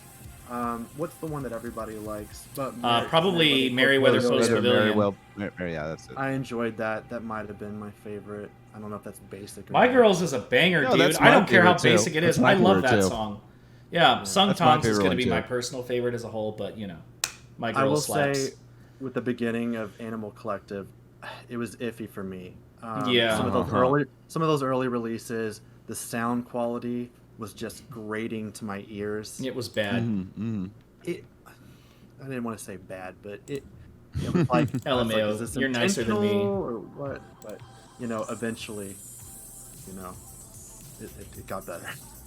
Everybody starts somewhere, right? I mean, Right. honestly, the stuff they did after Merriweather Post Pavilion, I'm not crazy about, but I've just moved on, I guess, maybe. Once I discovered Chillwave, it was over. Everything had to be weird after that. Everything had to be weird. I mean, I credit Animal Collective's rise with, one of the reasons why music got a little bit better was Yeah, I think I would say so. Right, slightly before that, it started becoming a little bit of like slightly overproduced indie music. Sort of ran the the landscape for a while. But I do think that the rise of like something like Animal Collective becoming more popular was a big deal.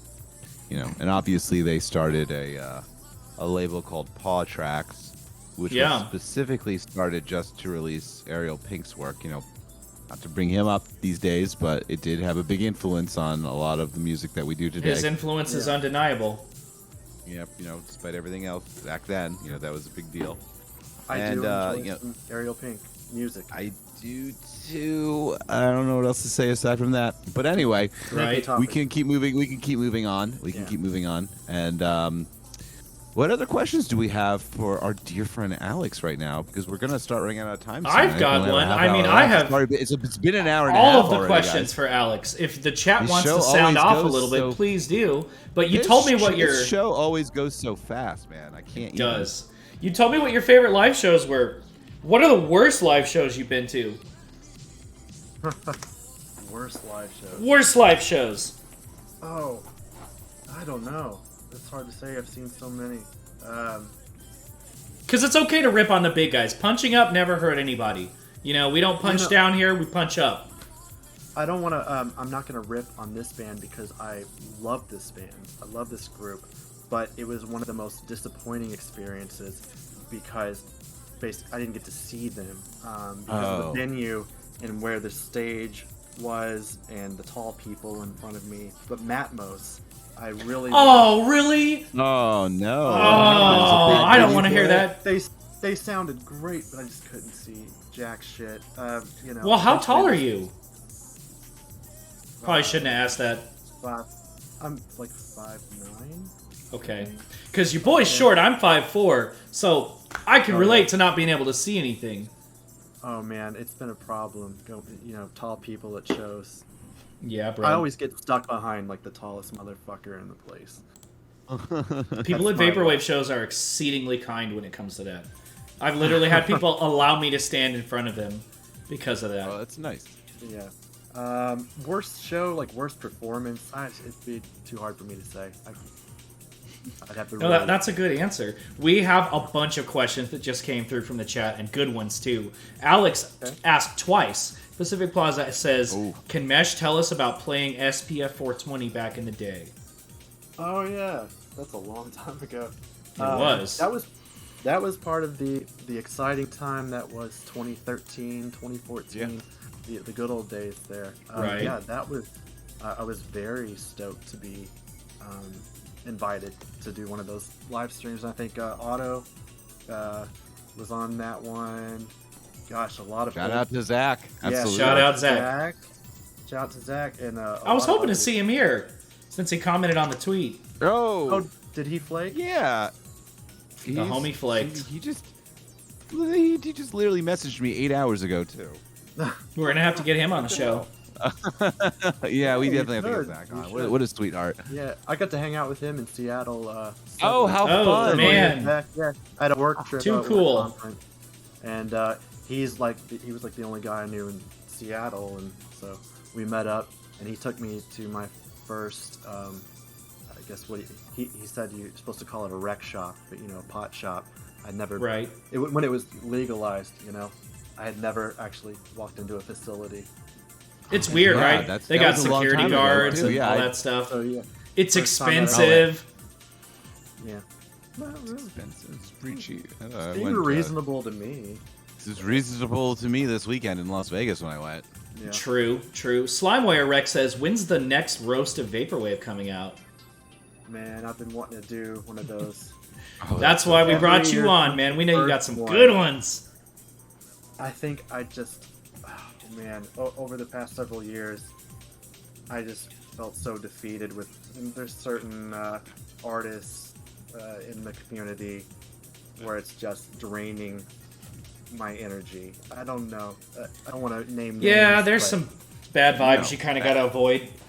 And, I think it's best that you just don't put your energy into it. and exactly that's what I just ultimately decided. Not to say that I can't do another vaporwave roast, because I feel like I definitely could, and I could probably make it pretty humorous. But at the same time, I'm not trying to bring people into the conversation that I don't really care to engage with and talk about. Use your energy to make your art, to keep yourself sane. You know what I mean? You got a very Yeah. stressful life. Use the energy to stay healthy, to make your art, and Right. to be positive, and let other people do whatever they want to do. If they want to wallow in the negative energy, the thing is that the people that do that, I mean, you see it happen. They do that, then they exhaust themselves, and then they go dark. Then they go dark. You know what I mean? And then they come back and they do it and do it and do it again, and they exhaust themselves again and go dark. And it's, I don't know. man, if that's- Quite frankly, and that's fine. If that's what they want to do, that's great. Whatever. I feel like people you've can do always whatever had- they want to do. You've always been really good, though, at poking fun at controversial behavior without being, Yeah, like, Alex is very shitty good at about that. it. You've made it really funny. I mean, you've made some, like, joke albums ripping on certain people. I like that stuff. I thought it was funny. I thought it was really well executed. Yeah, my first parody album I did was a split with Zach. He did the devil. But Yeah. Saint Pizza. Oh, that's right. I was so funny. That one turned a few and that was heads. good natured too. It That was was great. good natured, and strangely enough, it upset some people. But I just don't think people understood that it was you guys, and this is like your friends. You know what I mean? And it was just Yeah. a funny thing to do. And it was a flattering thing to do. Do you know what I mean? Like when you did that. thought it was Yeah, when you're making fun of course we somebody, did. like, that's I'm sure Ryan flattering. did too. Like, you know what I mean? Like, Ryan did too, obviously. Like that's just good-natured fun. with It's your just friends, ribbing. You know what I mean? Yeah. Like, that's my love It was- language, giving it's- people a hard time. It was like- actually it was quite adorable. I remember when it came out. I thought it was quite adorable. Thanks. Yeah, it was fun. It was just a fun thing to do in the moment. It was just poking fun at our friends. Not to say there's parody albums that certain people put out about me. Oh yeah. Are a little bit more vindictive, because I think they felt offended or something about. I mean, it's just sort of funny that you could possibly even move them that much in the first place. You know what I mean? Yeah. Well, I gotta watch myself, because I do have sort of an audience, on Twitter and whatnot, and so I try to tread lightly. If I'm poking fun at somebody, I'm not trying to get everybody riled up. Right. I don't want to start a witch hunt necessarily. Yeah. Yeah, I try to not be that way. What people want to do, they can do it. In my opinion, that's fine. The audience, Chris, you're roboting, bro. It's just whatever energy people want to use is the energy they want to use. Oh, there we Okay, go. I'm sorry. I'll stop. No, roboting. you're okay, not. Good. You're good now. Sorry, didn't mean to talk over you. Oh, I'm done. That's fine. You're good. Well, I just wanted to bring up that some people in the chat are asking for hot takes. They want to know what hot takes or strong opinions you have for them that maybe people don't expect, or They're asking Alex for a hot take about just anything They want in some general hot right now. takes from Mesh. Anything in general, so it doesn't have to be like. Don't have too much pressure on yourself. Anything Right. in general, I guess. Then yeah. I'm gonna brain fart on this question. You can It's come a back to it's it. a tough one. You can come Yeah, back on it. like- It's a tough one. Usually, a hot take happens when it just strikes you like, oh, like, this bothers me. This. I'm trying to think if there's anything I'm really riled up about. Right I was complaining about people that release singles or EPs instead of albums. I was complaining about people that delete their work from the internet. I was complaining about people that they master their music too loud or too quiet. Like, what's something you don't like? Or something, I don't know. You could talk about something you do like, I guess. Here's a hot take. Maybe it's not a hot take. That's no You know worries. what? Here's a There's no pet rules. peeve of mine. When people upload their music to Bandcamp and don't capitalize the words "the" or "of" or It's an interesting one. either make it all caps or capitalize every letter of the song title. Otherwise, I'm going to go in, I'm going to change the tags myself. I changed the tags too. Yeah. Except I'm pretty sure articles and like prepositions are not supposed to be capitalized, sir. Well, whatever. That's my hot take. And I'm I sticking can by it. totally relate to the whole like metadata, just going in there and just like changing it all. I don't like it when they put like featuring this. I just take this shit off.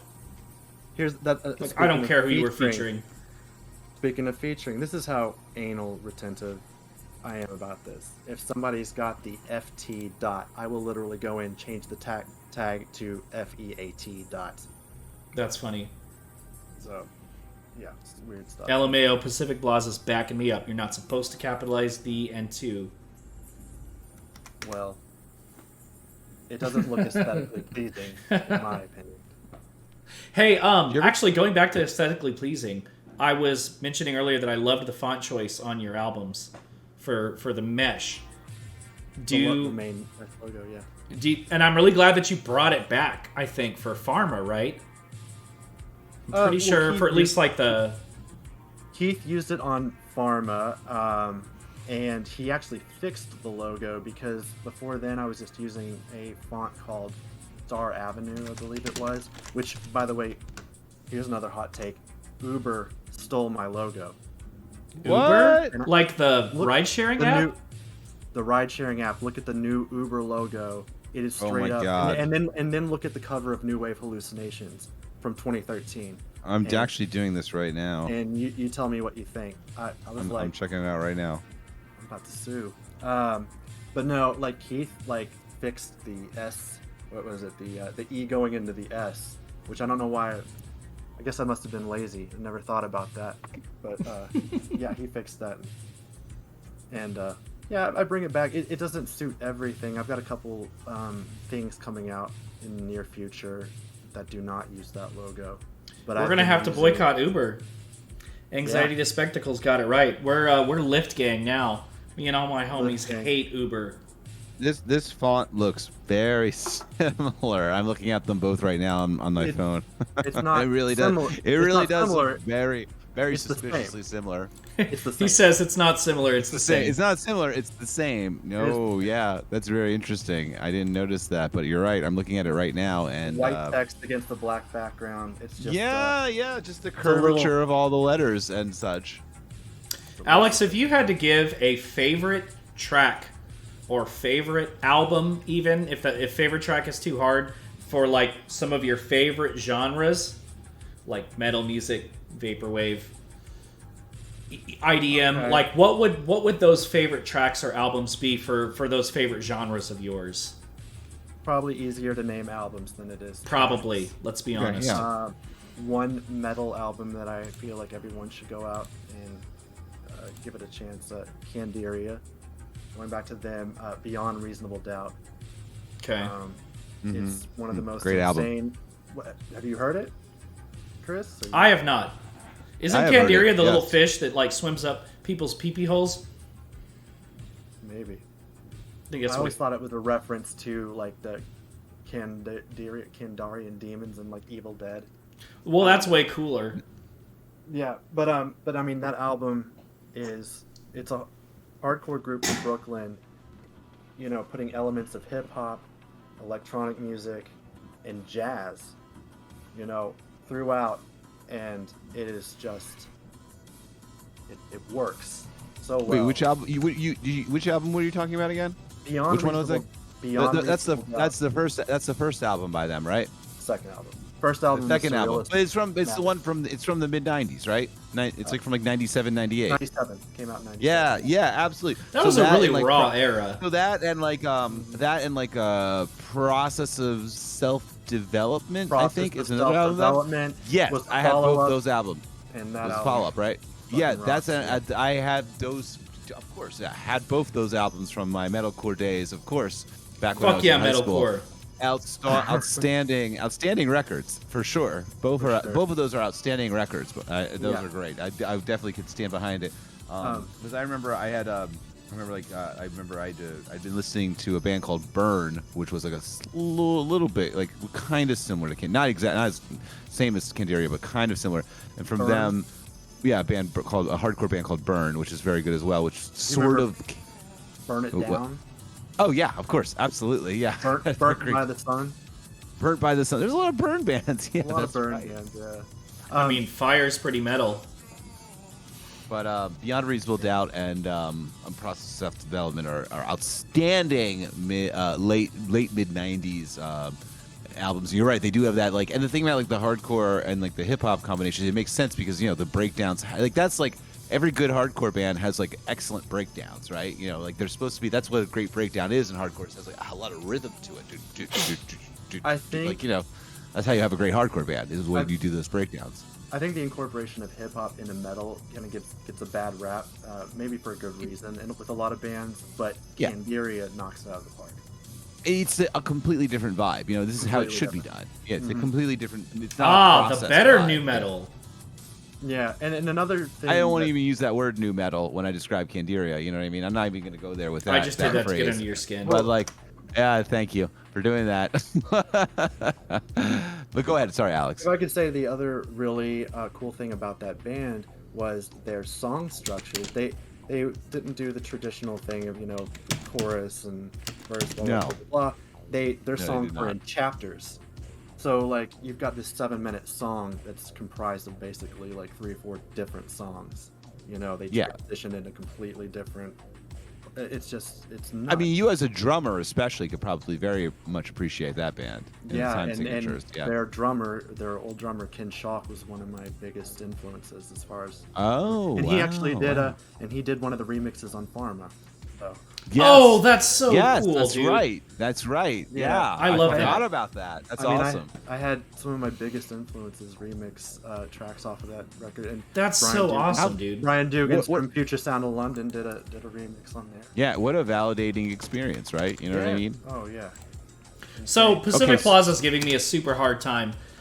He wants to know what you remember about Tiny Mixtapes and the writers/reviewers that covered vaporwave. Like Sea Monster and such, yes. Sea Monster's writing style was pretty nuts. It was pretty random. It's hard to even try to describe his writing style. Here's a little known fact. Hydro Yoga, name sound familiar? Hydro Yoga, no. No. Yeah, But don't I know. live under a rock. I think he was the one that reviewed Pharma on Tiny Mixtapes. Okay. Okay. But okay. he wrote the entire review, and I don't think this is public knowledge, but he tripped acid and then listened to the album and wrote a review while he was. Oh, how fun! If you go How back and fun. read it, you'll see what I mean. You'll see. I'm gonna. That's but, now gonna be on my. That's gonna be on my to-do list for tomorrow. Right. Marvin Lynn always wrote great articles. I mean, everybody, that was a great publication, and I miss them dearly. Yeah. R.I.P. For real. For real. Hopefully one Back day in the they days can- of blogs. That was so fun when when that was like an outlet for people. Tiny Mixtapes was the most supportive, I think, publication. Oh yeah, and with what we for do. sure. Yeah. I would say for so. sure. So, what would be the best Mesh album, Chris, to listen to while going through Omega Mart? A dream sequence. Dream Sequence. Yeah, of course. So you, Absolutely. all you listeners, if you ever come to Pharma's Vegas, too go to too Omega much. Mart and listen to Dream Sequence. Pharma's great, but I need a little more subtlety. Yeah, Pharma's a little more erratic. Yeah, Pharma's It is. great It's kind of album. frenetic But in a good Pharma's way. a phenomenal album. Dream Sequence has its erratic moments. It does. Towards the end. It does. It has its moments. That's the thing. And you know the moments when it gets broken up, and they're very. I mean, I'm a big fan of that album in general. Thanks. Of course. Thank you, sir. Thank you for coming on tonight too. Absolutely. What other questions we got here? Or should So we keep rambling? you guys are welcome to sound off with anything that you would like to ask Alex during these last 15 I only minutes. say this because we only have 15 minutes left. So if you guys like, why don't we keep? I want to. I want to ask you questions, something questions. controversial, Alex. You said that you're a big fan of Future Sound of London, Aphex Twin, and Candiria. I want you to. Sound of London tattooed all over me. Okay, so. Oh really? I wish your camera was how working did better. Not know that. Let me see if I can get your camera to work really quick. But what I want you to do is tell me each of those artists' most overrated songs. Oh, that's so hard. Okay. You want to start with FSOL? Yeah, let's start with FSOL. I mean, it's such a good track, though. I hate to say it.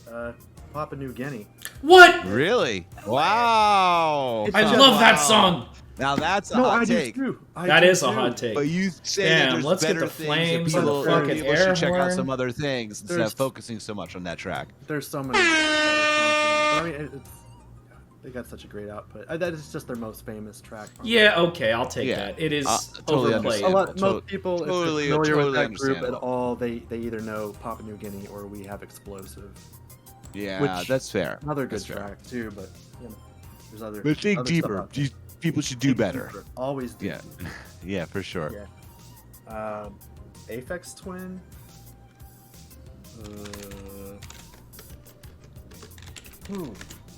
God, that's a good question. God, I don't know how to answer that. Come back to that. I was gonna say, I'm thinking of popular Aphex Twin songs, and they're all good. Right. I don't know. They did a whole remix album of Ventolin, which got a little old because it was like 20 remixes of the same abrasive sounding song. But High you pitched know, squealing in your ears. Yeah. all the time.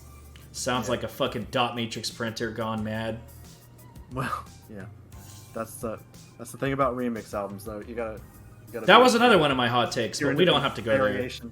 Yeah, but I like remix albums. I've done a couple myself. So. You know, the mall drug full of remixes. Yeah.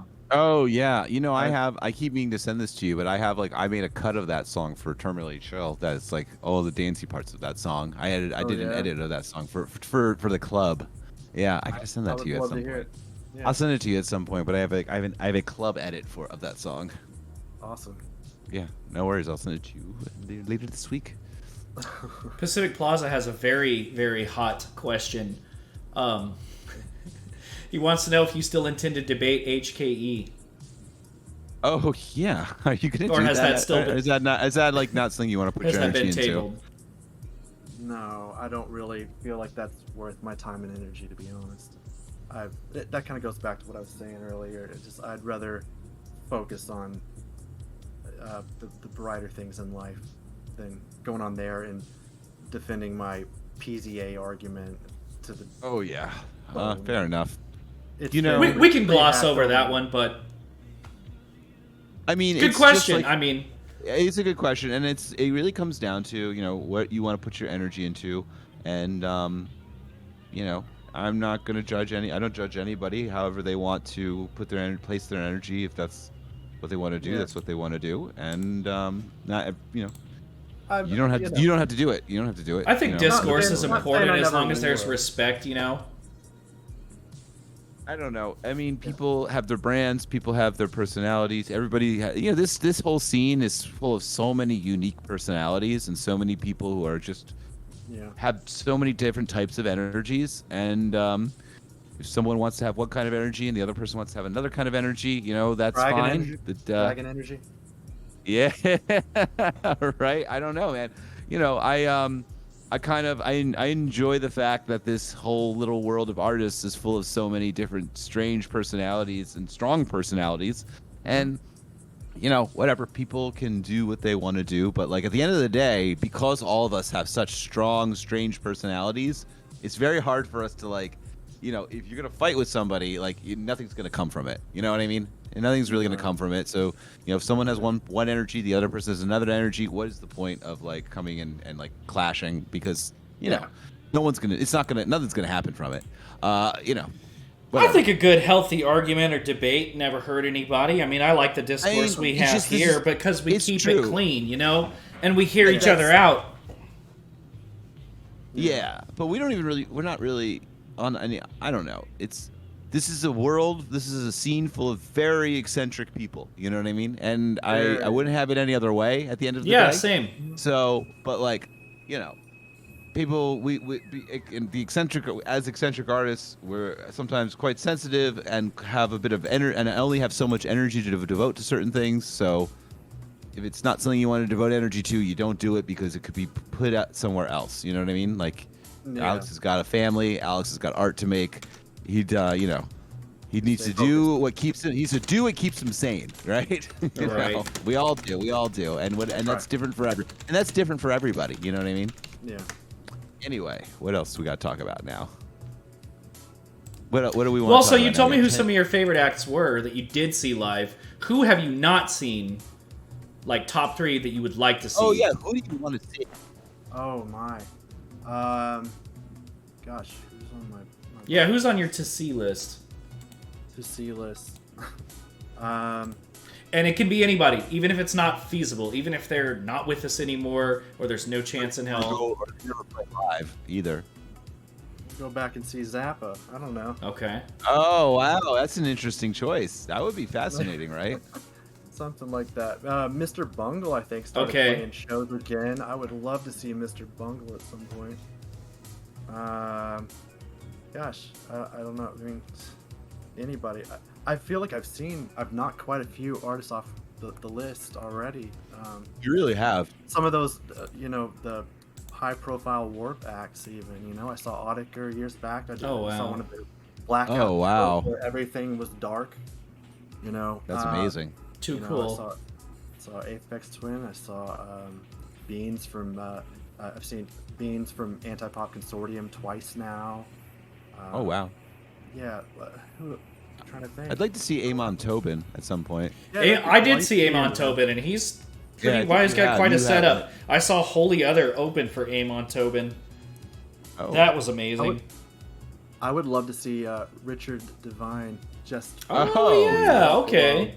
Some Jesus. Ghostly era.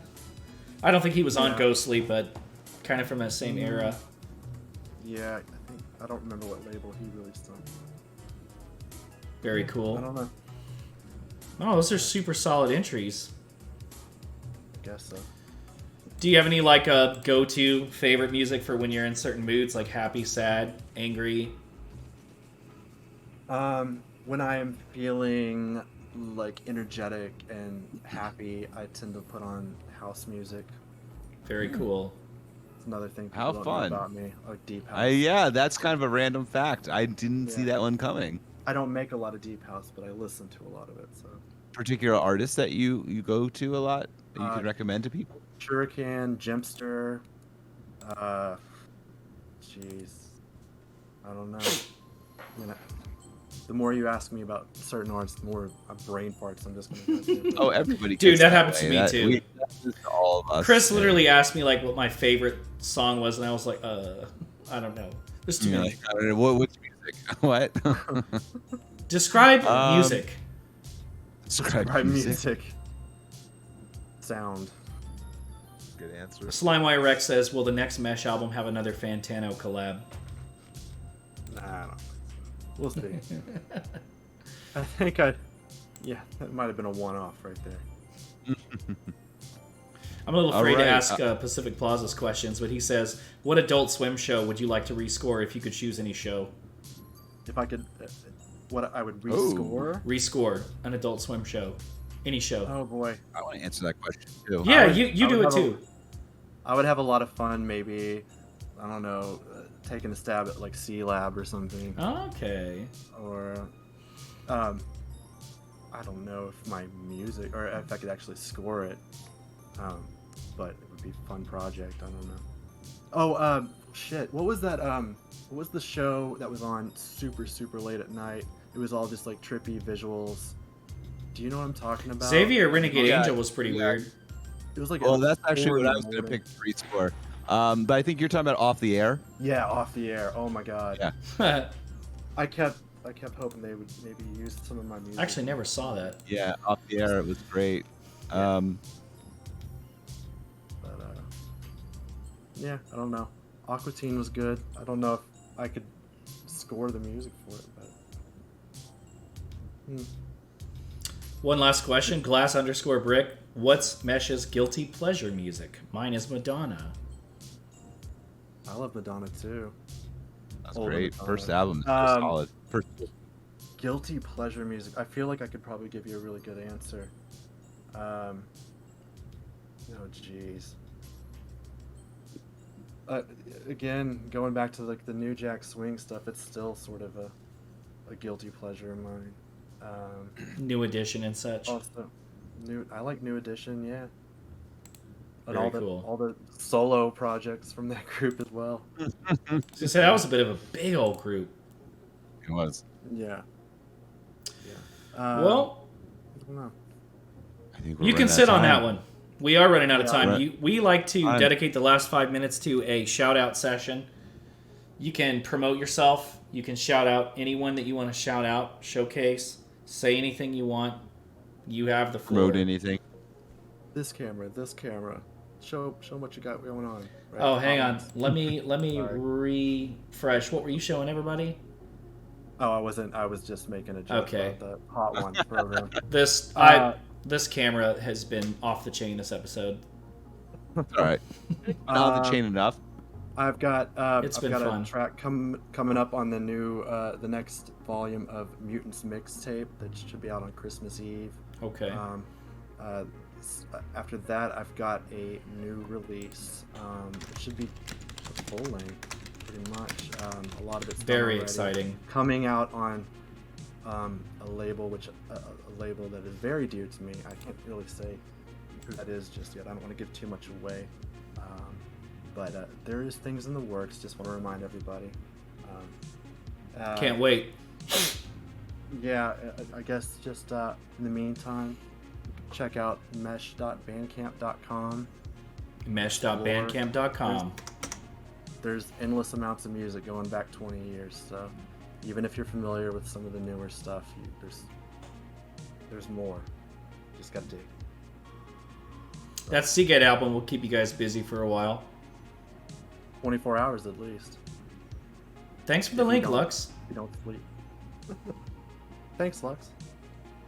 But yeah, that's it. And I just thanks to everybody who listens and cares about what I do, and there's more to come.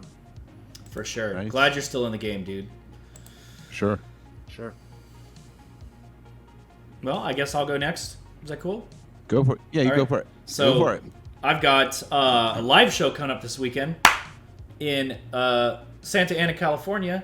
Friday, October 29 at 8 p.m., I believe. Correct me if I'm wrong. Pacific Plaza at FTG Warehouse in Santa Ana, California. We got Virtual Memory 27 starring Mittens, Earth Boy Advance, Trucks Passing Trucks, which is Alex, and Groovy Kaiju, and me. So, if you happen to be in SoCal, Orange County area, come down to FTG Warehouse, October 29th, Friday.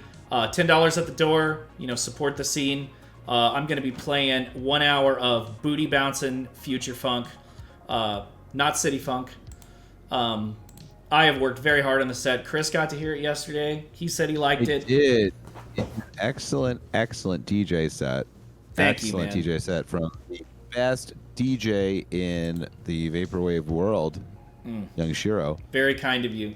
Alex linked the tickets. Thank you for that. If you want to go, you should go. It'll be fun. You got to wear a mask. You might put in chat, Alex, if there's any other requirements. But anyways, that's this weekend. Next weekend. Go ahead. Isaac is the Steve Aoki. Isaac is the Aoki of vaporwave. Just FYI. That's very sweet of you, man. That's Thank you. for real. I really appreciated all the kind things you had to say yesterday. It meant a lot. Next weekend, not this weekend, but November 6th, Saturday, November 6th, in Mesa, Arizona, which is part of Phoenix. Can't remember the name of the venue, but there is a event being put on by the VA10 Association. It's called Heatwave. Nice. It's going to be, again, me, Groovy Kaiju, DS Dude, 2 Rosewood homies, and Sky Yamaha, all on the same ticket. I think it's the same price, $10 or $12. Heatwave. I wish I had a link ready. I don't. But it's going to be in Mesa. Should be pretty easy to find on Facebook or Twitter if you follow VA10 Association or Chief Alif, the guy that runs VA10. Beyond that, man, Helios Online is, I think, November 13? Helios Online is Ming Curry's event. Live stream coming up for Ming Curry's birthday. Curry. I've got a 20-minute wave set. Lux is on the lineup, so that's going to be really cool. Tune in to see me. Tune in to see Lux. November 13. Don't know what the Twitch is yet. I think it's Twitch/Ming Curry. Sure you guys know Ming Curry. That's the homie right there. And if you like wave music, I know, Chris, you like wave music. You like wave music quite a bit. Dude, thank you for linking that, Alex. You're the man. That's all I got. On to you. I got a new song coming out that will be out in a little bit called The Life You Wanted. That's a new single that'll be out in probably a few days. Very cool. Aside from that, I finally done mixing this sort of like melodic ambient album I made under the name Catalyst 85, and that's great. That's got some collaborations on it with featuring my Hawaii 95 and 94, sorry, and Winter Quilts and Donor Lens and Tower of the Sun and Golden Living Room. And I'm finally done mixing that, so I'll send that out for mastering and get that out soon. And I think that's kind of been... I can't wait for that album, dude. What you've shown me has been amazing. Oh, thank you so much. Yeah, I've got a Skeleton Lipstick full length coming out soon enough. When it's ready, it'll come out. As for Terminally Chill, they are refurbishing the Barbary next month, so I think we're probably going to put that party on hold for a month or two. It'll be back soon. And as for Terminally Chill NorCal, keep an eye on what Fantacat has to say about that. And I think that's kind of it for now. I put out a bunch of stuff. I'm going into the holidays. Going into the holidays, so I got to take a little bit of a break. And I think that's it. Very cool. And thank you so much, Alex, for coming and joining us and having this little discussion and spending this time with us. And it's we're happy to have you, and we love you very much, buddy. And thanks for being you. No. All Thank you so much for being here. Good night, everybody. Thank you for tuning in. Last thing, 2 weeks, we're bringing on iClick. That's right, we're bringing on InRail and Will Wade. So tune in 2 weeks. That's November. They just released their album on Business Casual, yes? That's right, November 8th, same time, same place. Tune in to Hot Takes, Vaporwave Talk Show to see iClick. It's going to be a good time. Thank you so much for tuning in. Love you, Mesh. Have a good night. Good night. Bye. That's a hot take. Swing it around American flag, 'cause that's what America's supposed to be. It's supposed to look like terminally chill. The insurance commercial has a fat ass, but like no personality. Yeah, I feel like sitting here and listening to this. No, god damn it. Isaac, New Noise is not the first fucking refused album. Rip Isaac a new one today. Do you know what I mean? Like.